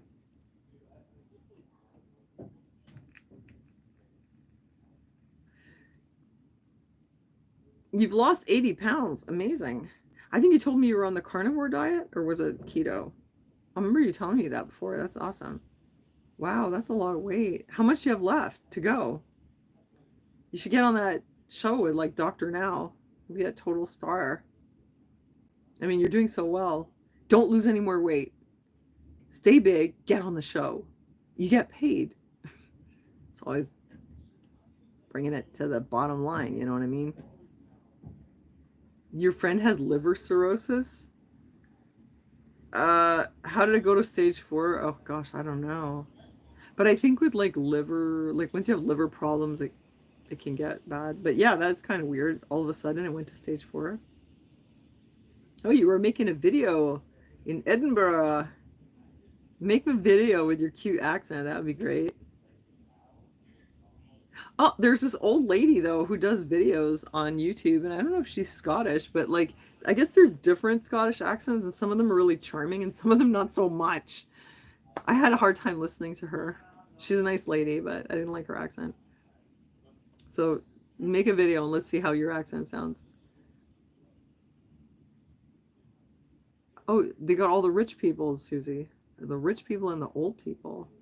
Yeah, it's something weird, eh? Like this whole thing. I just showed you the statistics. Like it's real. I was telling you, like in my circle, I like there's all these people that have like horrible diseases or cancer and stuff. Um, but it's not just me because I'm looking at the stats right here, and it's like 10,000 more people than before the pandemic that died in 2022. So, and this year it looks like it's going to be the same. That's crazy. Yes, they did have different elephants in China. They do have different elephants. It's true. Not all countries have the same kind of elephants. Good point, Robin. Oh no, I don't go for that at all, Matt. I mean, I think that those towers are horrible for you, and I feel like they're probably frying my brain, but I don't really think it has anything to do with that other thing. Oh, Joel. Yeah, he called me a while ago. He's pretty much the same. He never went back to the drugs though, so that's good. But he's still like, living in his mother's basement and whatever. Trolling on the internet. I mean, last I heard from him, and when I don't see him in the chat room, I kind of wonder sometimes, is he okay? Because he has this horrible chronic pancreatitis condition, and I don't know, something bad could happen to him.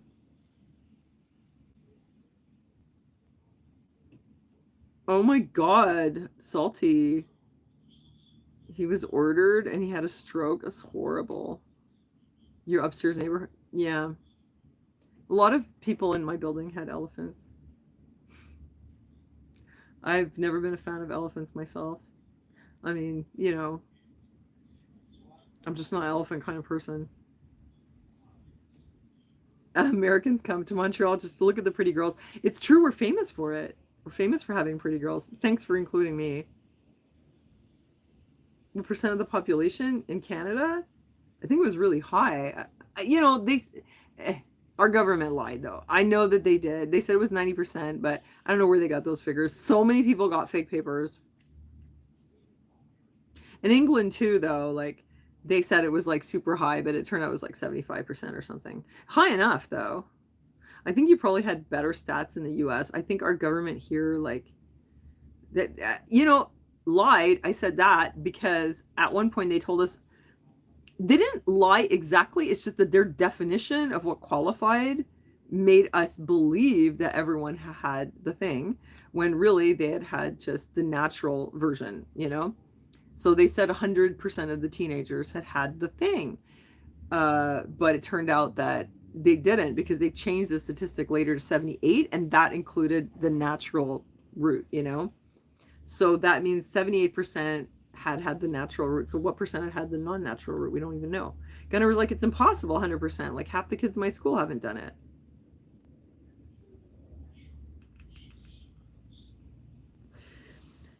Deborah Cavaris, Susie. Well, it's Susie. It's the elephant in the room. You know what I'm saying? You know what it is.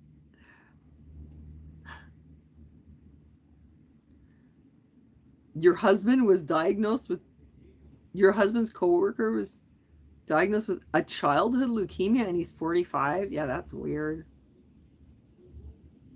Um, Deborah Tavares? No, I don't think I know who that is. Oh, you don't talk to people? You're not in a rush to find out who's sick and who's dying? I didn't even ask for the information. People are just telling me, oh, my father has this, my sister-in-law has that. Like, so many people. And some of them, it could be totally unrelated and just like a random medical condition. But usually it would be just those random people. That, now it's like there's a whole bunch more, you know? Someone was asking me what.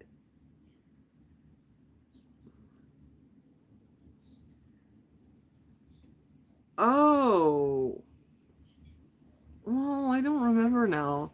There was a lot of sites that popped up at the time.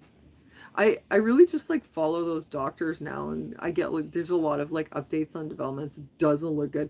I really enjoy watching Vinay Prasad and his transformation. He's this little Indian dude, doctor, and you know what's really cute about him is his hair is really messy, but like it makes him look really stressed out, like he's totally freaking out about what's happening. He's got like curly, messy hair, you know, like he's a doctor, right? So you'd think like a doctor's gonna be like all neat, but he's got this like long hair and he gets really wound up. And lately he's been like swearing and stuff in his videos, but not like the F word, but he'll say like, it's, you know, that bullshit and stuff. Yeah, he's got that like mad scientist look. Oh, hey, Rob, how you been? Yeah, he's getting like more and more fired up. And he just put Vinay, yes, he totally changed exactly. Just like Dr. Campbell, like Vinay in the beginning, he was like yes, you need this and protection, blah blah blah, go get it. And now he's like railing against the establishment. I mean, look at what it's done to him, you know. And Dr. Campbell too, he's like done a 180.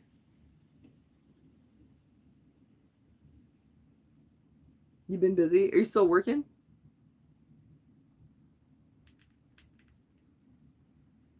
Robert, are you still friends with Mario? Or wait, should I not ask?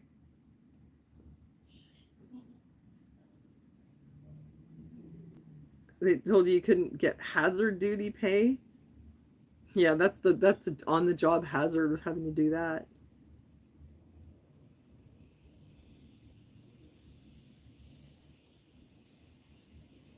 VK, you know Robert? I guess you must know him if you know he fell out with Mario. Oh, you still see Mario? Okay, cool. I hope he's doing okay.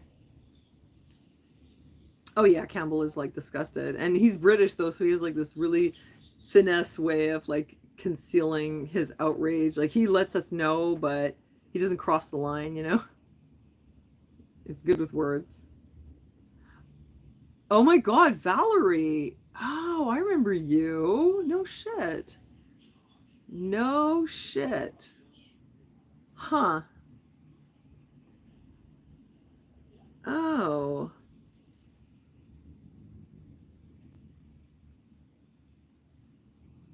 What's a head torch?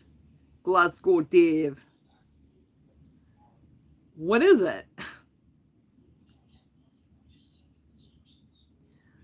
Oh, I already forgot her name, Matt. You just mentioned her before. I already forgot it.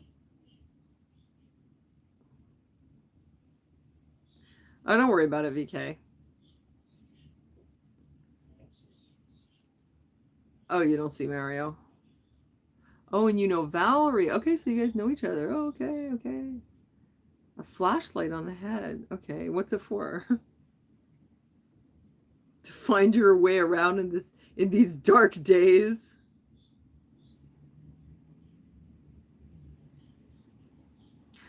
Anyway, some weird shit's going on. I thought I'd mention it. Oh, you call them to oh because you're from oh yes because you're from Scotland you call it a torch because to me a torch it's like a fire, you know.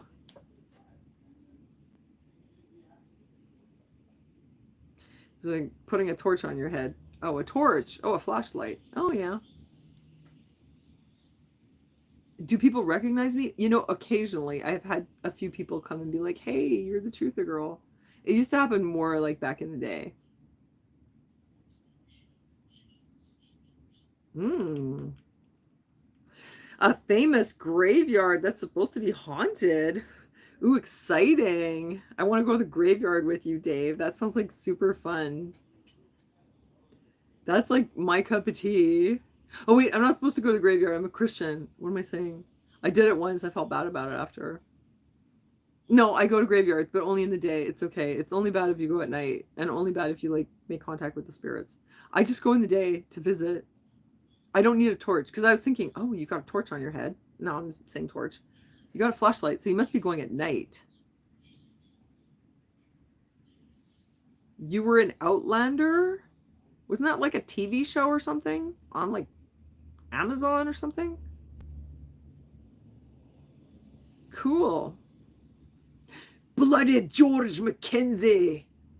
No, the famous Mackenzie poltergeist. Are you going to go investigate? Make a video, man. Yes, I heard about that, Salty. I certainly did. I saw the videos about it on BitChute. That was crazy. I even went to the cemetery. I did it myself. And I picked up all these addresses and I was like, no. No, no, no, no. That's not possible. It must be coming from like the bus or the building nearby or something. But I did. I did go and I did pick up addresses. I did it with Gunner. I got it on camera too. I think I just didn't upload it in the end because I was like, no, they've already done it. I'm not gonna go there. I was like, because I want to be able to keep doing these lives with you guys because I think it's important. So I just felt like, you know. Yes, I love the graveyard. Our grave. Oh my God, we have two really nice ones. So we have the Côte de Neige, and then we have another one that's like up on Mount Royal, and there's a Jewish one. I've never been to that one. And the one on Mount Royal is like a real rich people cemetery. It's really nice. Remember when I went to the cemetery in England? What's that one called? I can't remember now. Oh my God. That gorgeous Victorian cemetery that I went to. Thanks, Rosie.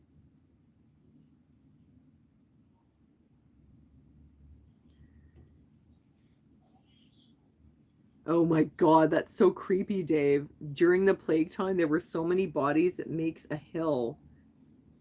Oh my God. Freaky. Oh, hi, Dan. Oh, yeah, I remember Steve. Oh, yeah. Oh, Vlogmas. Oh my God. Okay, so I was gonna tell you guys. Um, yeah, Vlogmas was good. Oh, I have problems with my equipment, and I should probably just buy another computer. I have this computer here, and this is the one that's connected to all my accounts, like my emails. It knows all my passwords, so I don't have to like go looking in a book every time. So I use it for like doing stuff online, but my editing program doesn't work. And when I transfer files, I think there's a virus and it eats all my files. So I can edit on the little laptop. But the problem is when I transfer files, it takes forever. It's like watching paint dry. So it has just become really physically difficult to make videos. That's why I'm doing the lives. I try, but it's because my camera is being filled up with zillions of photographs of clothes for my Poshmark, right? And then when I want to clean it up, like before I would just have a few video files and I'd pop them into my computer, but now it's like hundreds of shots of clothes, and then I have to find the video files. And it's really hard to do on that computer, and it's so hard that it's like gotten me discouraged. I think I'm gonna have to go to Aaron's place and like dump my files on the computer because it's like it's not even doable here. That's why I haven't been doing it. Uh, but I'd like to. I'd like to do more. But the Poshmark is going well, and it's very encouraging for me because you guys know I was worried about money because, well, I don't really make any money on YouTube. I mean, thank you to those of you who support me on Patreon because that's the only way really I get any sort of revenue out of it that makes it like it's worth for me to keep putting my time into it, because I have to support my family, so I can't like just, those news videos are very labor intensive, and when I was actually making some money on YouTube it was like worth it. But then when that sort of just disappeared, I don't even check anymore what I earn because I just know it's like nothing. uh when you're not getting paid you just lose motivation because you're like, what am I doing this for? I'm working so hard. What for? you know well, no, like Dave, if you go and you make haunted videos and you're passionate about it and you do it for fun and it's on your terms and it's a hobby, that's one thing. But like, I had gotten into content creation to the point where like I was relying on the income. Otherwise, I would have probably done something else. I mean, I really did love making the videos, so it worked out super well that I could actually get paid for it. But once that like sort of stopped, then I just ended up in a situation where I have to find another source of income. So I can't put all my time into the videos. So finally, I found the Poshmark, and that's been going really well. Like the reselling, like I feel like I'm living the dream. I just love doing it so much. Um, what commercials? Yeah, I have commercials, but they don't let me. I don't get enough views, and YouTube years ago just decided they didn't like me, and so I went in the basement. I mean, you guys like I say, you're the heart of my channel. If it wasn't for you guys, I wouldn't be here.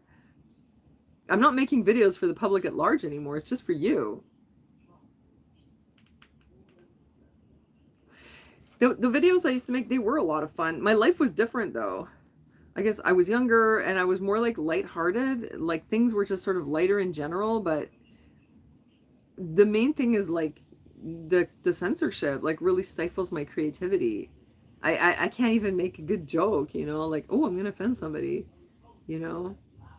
So anyway, I had to find something else that I was really passionate about and that was bringing me some income.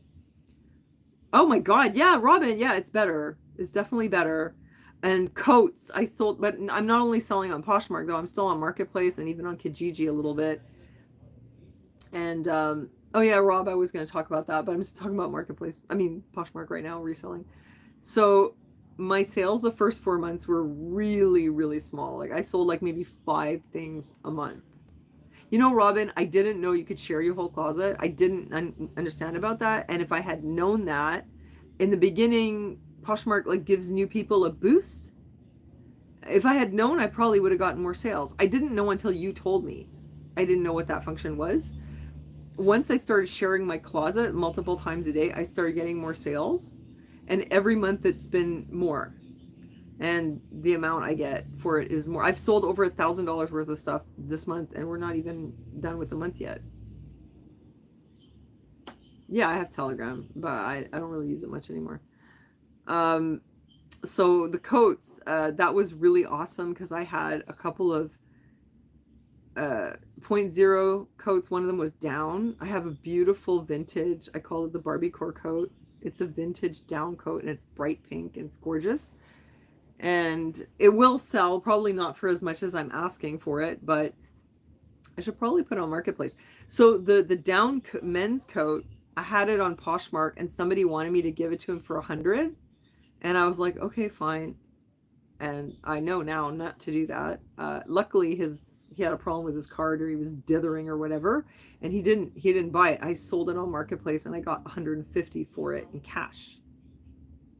So that was good. And then I sold another point zero women's coat for 127, and I sold a Soya and Kyo coat for 97. So those were like big sales. So it's kind of interesting, like when I go to the sourcing, like at the thrift store, and I'm picking up little shirts, I'm starting to see that the little shirts, c'est pas rentable, like you don't really get much out of it. I have sold a few. I'm learning a lot about what sells and what doesn't. I sold a lot of boots too. And it was like a great relief for me to sell the coats because they took up so much space. But in the following year, I will be looking for high quality down coats like all year, and like I make sure to have a few in my closet for the next winter. And here's another thing I discovered. So you don't want to sell any summer stuff right now. Like now it's like for coats, boots, sweaters, hot, warm clothes. But then in the first week of December, you want to start listing like summery clothes because people go on vacation and they need like resort clothes, which is awesome because I've got all these great little summer dresses up there that I haven't even listed yet. So I'm going to be listing those in the first week of December. Hot tip. And it's great now because I have so many listings, so I can take my old ones and recycle them, so it's less photography because that's what was taking up so much time. So yeah, it's good. I got my thrifted boots. Belts are trending. Awesome. I have a fantastic, very thick braided red leather vintage belt, and it's like that wide. It's amazing. I had it up for 65. The pricing is really hard to know because sometimes it's like a really high quality, unusual vintage item, and you see after that you could sell it for a lot more. But you told me, Robin, price high and give a discount.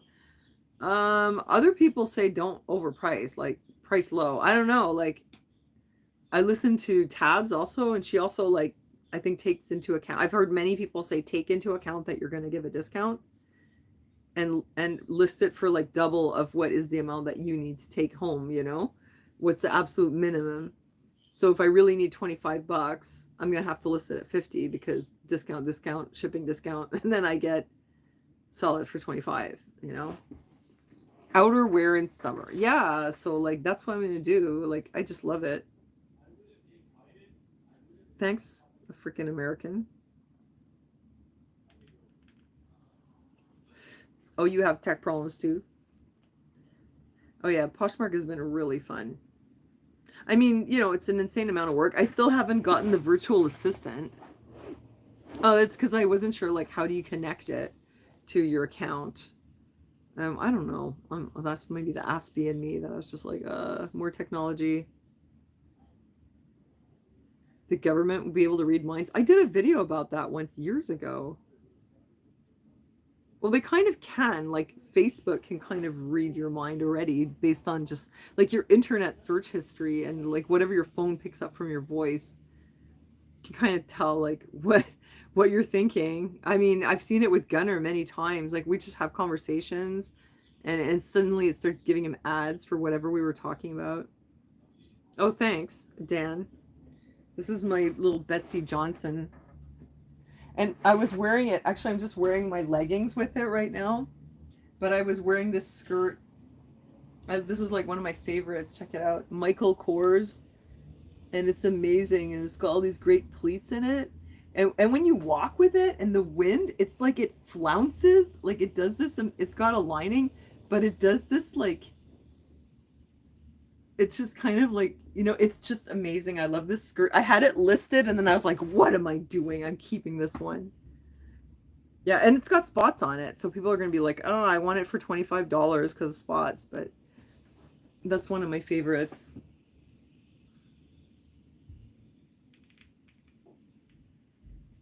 So there was one other thing I wanted to touch on. Oh yeah, and my thumbnail, I put the money because I had to have a funny thumbnail. So like this represents all the money that I made on Poshmark. Um, I'm learning a lot about reselling. I'm not doing as well as you, Robin, but I'm doing okay. And this is just like $1 bills, right? It's like I'm at a whole 20 bucks. But I really love it. I just feel like I found my new calling. Yeah, they're US dollars. Actually, you know what? Aaron gave this to me. Like my man gave me all this money. Wait, let me put my Anita wig back on. I'll explain to you what happened.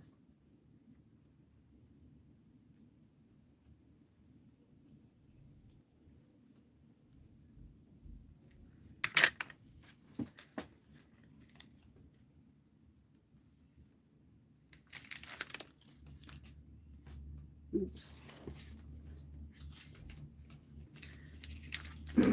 1, 2, 3, 4, 5, 6, 7, 8, 9, 10, 11, 12, and that's a 5.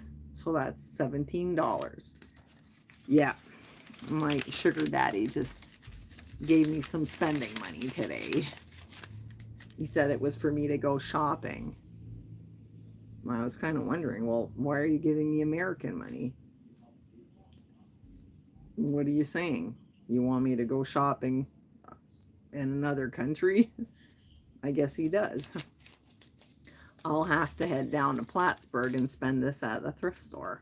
I probably get a lot of great Lululemons for that. So I heard. Maybe I'll do that. I got the passport now, so I can go. So yeah, 17 bucks that Aaron gave me. He went out busking, singing, you know? And he's been getting some American singles, so He gave them to me for when I go down to the US because I am gonna go. No, I'm not gonna spend it here. So that's like, well, it's like $20, right?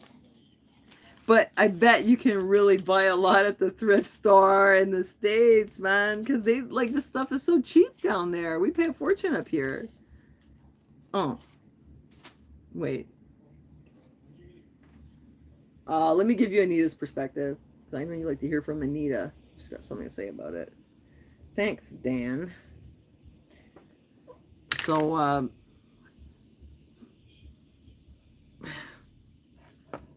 I found out another way that I can make a lot of money. So, I go to the thrift store and I buy some used clothes and then I jack up the price and sell them on the internet. So that's what I'd been doing. I'd been going to Salvation Army in the rich neighborhood because they got all the good stuff. But the problem is they were charging a lot of money for it.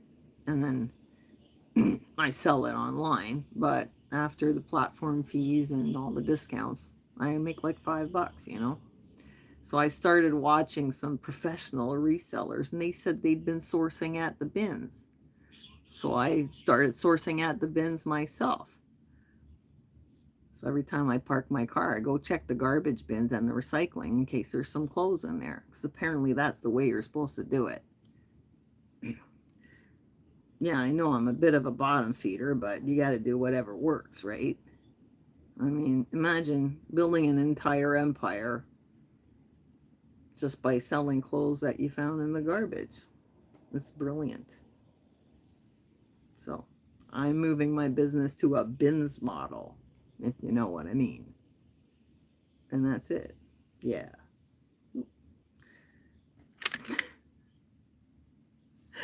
So, you like that, Robin?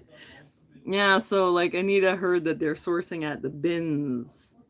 So she's actually been in the garbage bins. Whatever works. Oops, my camera cut out for a second. Jack up the prices. Go green. Yeah, save the planet. Sell shit from the garbage. I have a couple. Wait. Oh, Anita's got something to say again. Man, I've been gone all week. Now I'm going to be on here for like 3 hours. What? Oh, at least I got my wig back. Fuck's sake. Anyway, yeah, so let me show you what I found in the garbage.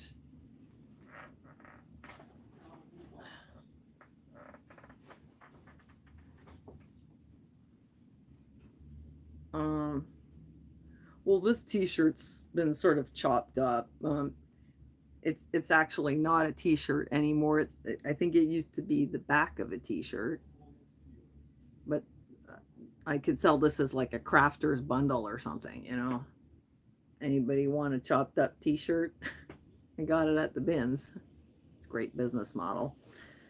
And I've got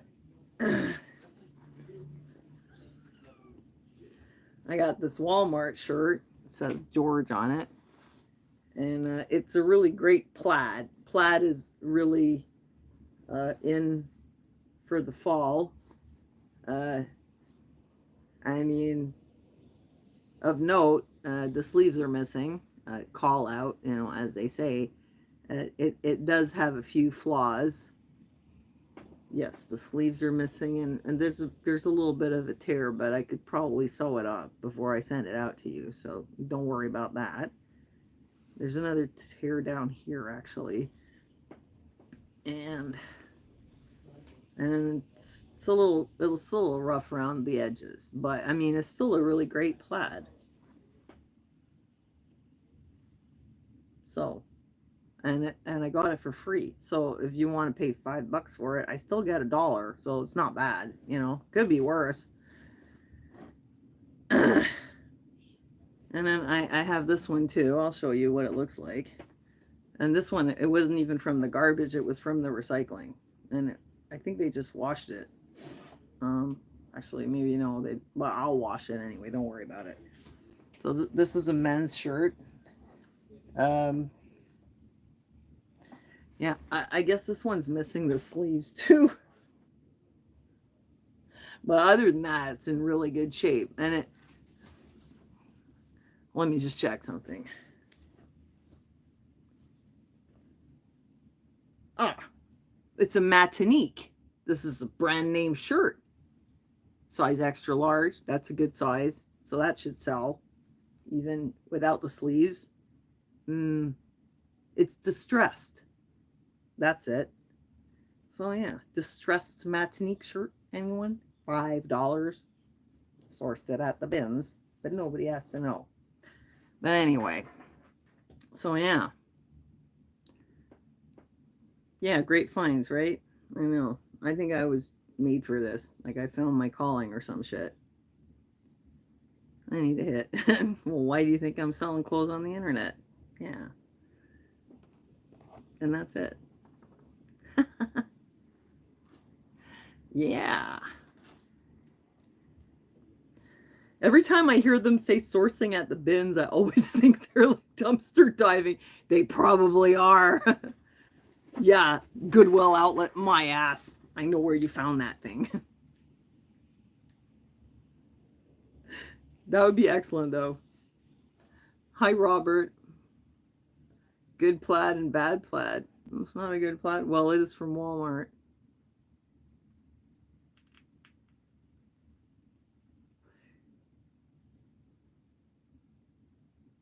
The AI knows what you like on your feet. Oh, stupid AI.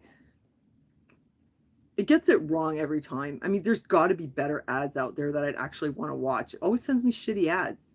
It thinks that I'm into like, what do you call it? Like personal development. Like it offers me meditation courses. It always sends me these like horribly negative ads about starting a business that start with some hook like, here's 10 reasons why you don't want to start an eBay store in 2023. I'm like, well, if I don't want to start a store, what are you making an ad for? Goodbye. You know, you lost me. Yeah, and like, did you know that 99% of authors never sell a single book? This must be a strategy that they use. It doesn't work for me, though. I don't like when people start out with negativity because it puts negative shit in your head. Talk about manifesting stuff. It's the wrong way to go about it, you know?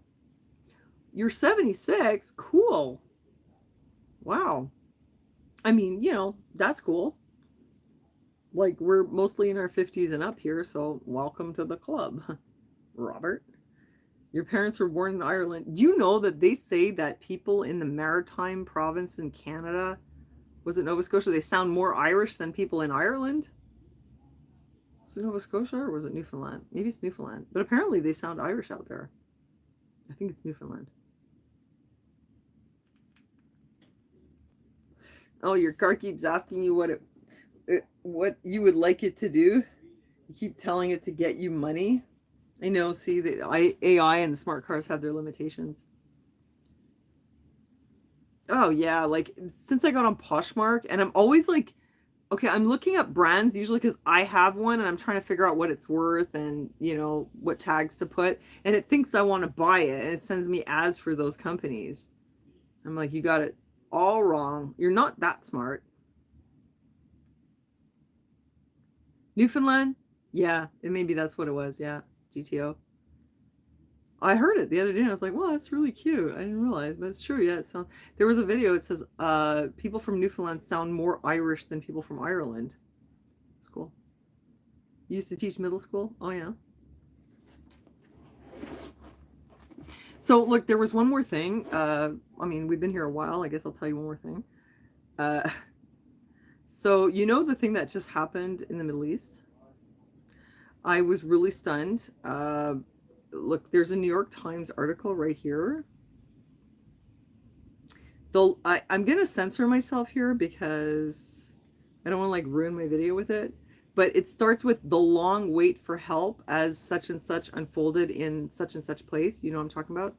And it says it took most of the day for certain people to arrive as people tried to hide from you know who on Saturday. Here's what the evidence shows about the response of some of the deadliest you know what's. And this is from the New York Times. Just Google New York Times, the long wait for help. I could not believe this. It took like hours. Like this thing unfolded unchecked for hours and hours and hours. I was like, what? I mean, I haven't been like paying a ton of attention to the news. Uh, so I kind of know what happened, and I heard, oh yeah, like they breached the thing and they came down from the sky and all. But there was a guy who was in the military, and he was like, it takes 5 minutes to intercept this. Like if something's happening in the sky, it takes 5 minutes. But apparently there was like literally. Oh, and another thing was like, the government had like ordered all the security to like surrender their weapons like a week or two before for some reason, or maybe it was a few weeks. But they like disarmed them. That's what he said. I haven't fact checked that. And then he said it took hours and hours and hours for them to help. Meanwhile, this was going on. Can you imagine if you live in Montreal and like something happens and this kind of stuff is going on for hours and hours and like nobody comes to help you, and it's actually the thing that you're always supposed to be like ready for, and then it happens and like nobody comes? That was really weird. Very, yeah, it's very strange. So the guy was saying like either they just like let it happen or they are just like totally incompetent. I mean, and I didn't think of that at first. It didn't occur to me like, yeah, I didn't realize like this went on for hours and hours and hours before anybody did anything about it. I was like, oh, that reminds me of something else, Remember? Reminds me of another scenario that was different. It was different, but again, it was one of those things where like stuff was going on for a long time and like nobody did anything about it, And this was even worse. So now I'm really like, yeah, what we used to call lie hop. Well, I mean, they had to know. Like, how could they not know what was going on for all these hours? It's very strange.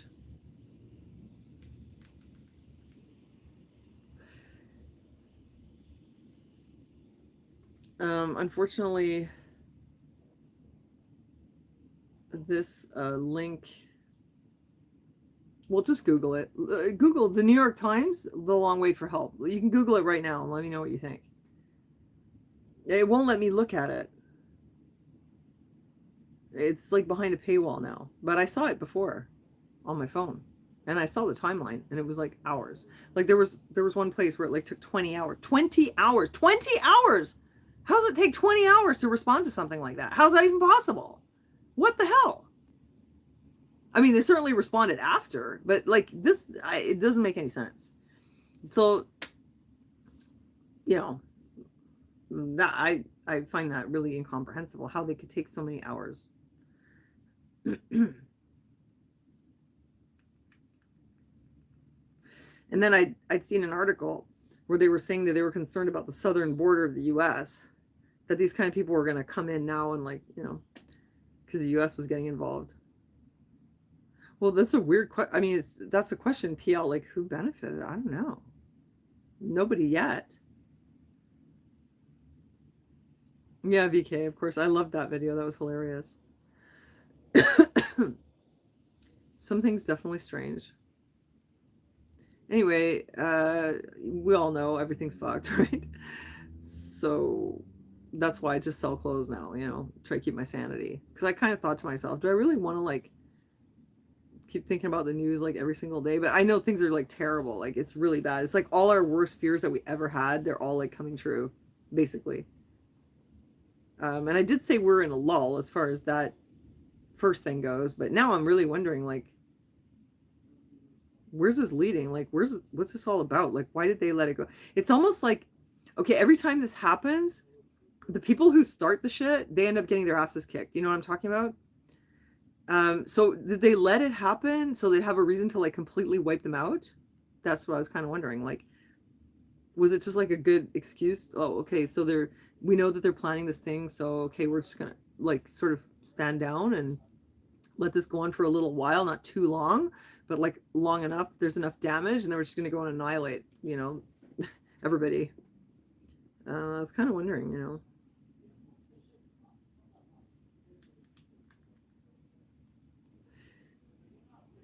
Weight loss. How did you spell weight? Billy Hill Billy. You're supposed to spell it the long wait, WAIT, for help. Put some extra keywords in there. You'll know what to put. The long wait for help.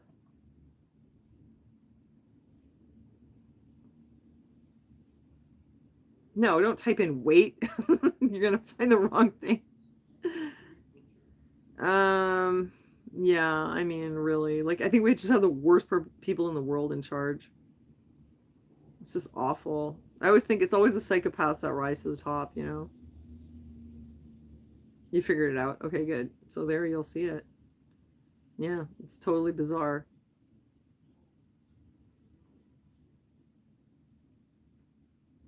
Kind of like, yeah. Klaus Schwab. I don't think so. I don't think it was him this time.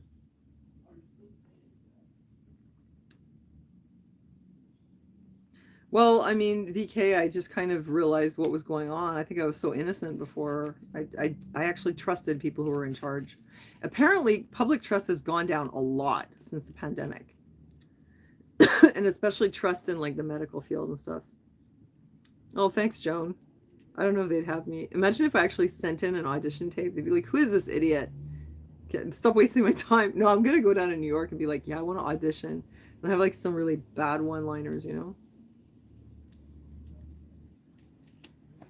But I mean, I don't want to spend like, how long am I going to live? Like, how long do we actually live? Do you ever think about the fact, like, if you're in your 50s, you could actually live another 40 years? Isn't that crazy? I feel like I've lived a really long time, like multiple lifetimes. Now I have a fluff in my throat. Sorry.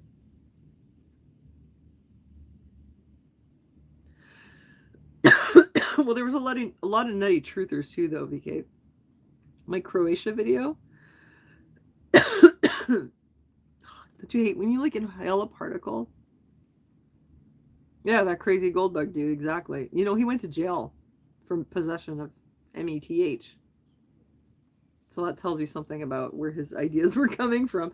I remember he went to like this gun owners rally or something. He's looking into the crowd and he's like, there's Jim Carrey and there's so-and-so. It's like, that's not Jim Carrey. He's totally delusional. And people were listening to him. Anyway, we're still here. We made it through. I hope that you're all enjoying your life. Who did he say I was? He said I was Tina Fey. I mean, not really. Not exactly. I remember like he thought they thought I was Tina Fey and also Sarah Palin. Oh, the glasses, I guess. And also somebody called Jennifer Greenberg, who I don't even know who she is, but she's tall. And I came on YouTube and I was like, look how short my arms are. You see how like my elbow doesn't even come up to the top of my head? Do you see that? Usually people's elbows are like way up here. Okay, my arms are so short that my elbow doesn't even, I have to show them like I'm so short. I'm not that person. It's impossible. My legs and like my arms and like a shrimp. I just look tall. I don't know why. I think because my neck is kind of like my collarbones are kind of low. So when I'm sitting here like this, I look like tall and elegant. And I'm actually a shrimp. I'm just a shrimp with a long neck. Yeah, Tina Fey's pretty cool. She's a funny girl, but I'm not her. Oh, we have a lot of teachers here, right? Fun fact. Fun fact, Robin.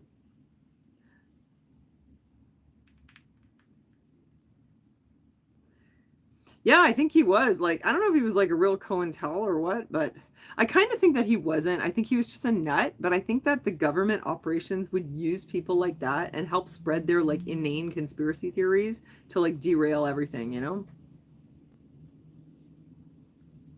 Yeah, send my videos. Absolutely. Go ahead, Joan. By all means, send my Anita videos to Saturday Night Live and give them my Gmail address too. Absolutely. And let me know how it goes.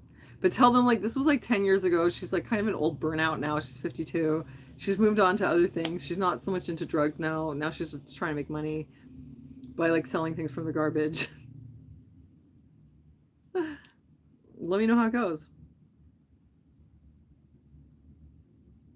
Yeah, seriously, like my parents lived through a war, and I think that I'd rather like really like make the most of my time before the some horrible shit goes down. I'd rather like really I want to feel like I love my life, you know? I don't want to feel miserable every day. Yeah, no, he was. He was VK. Yeah, he was psychotic. Oh, come on. Don't bring in the stupid flat earth bullshit in here. Come on. I'm not even going there. I don't even want to get into it.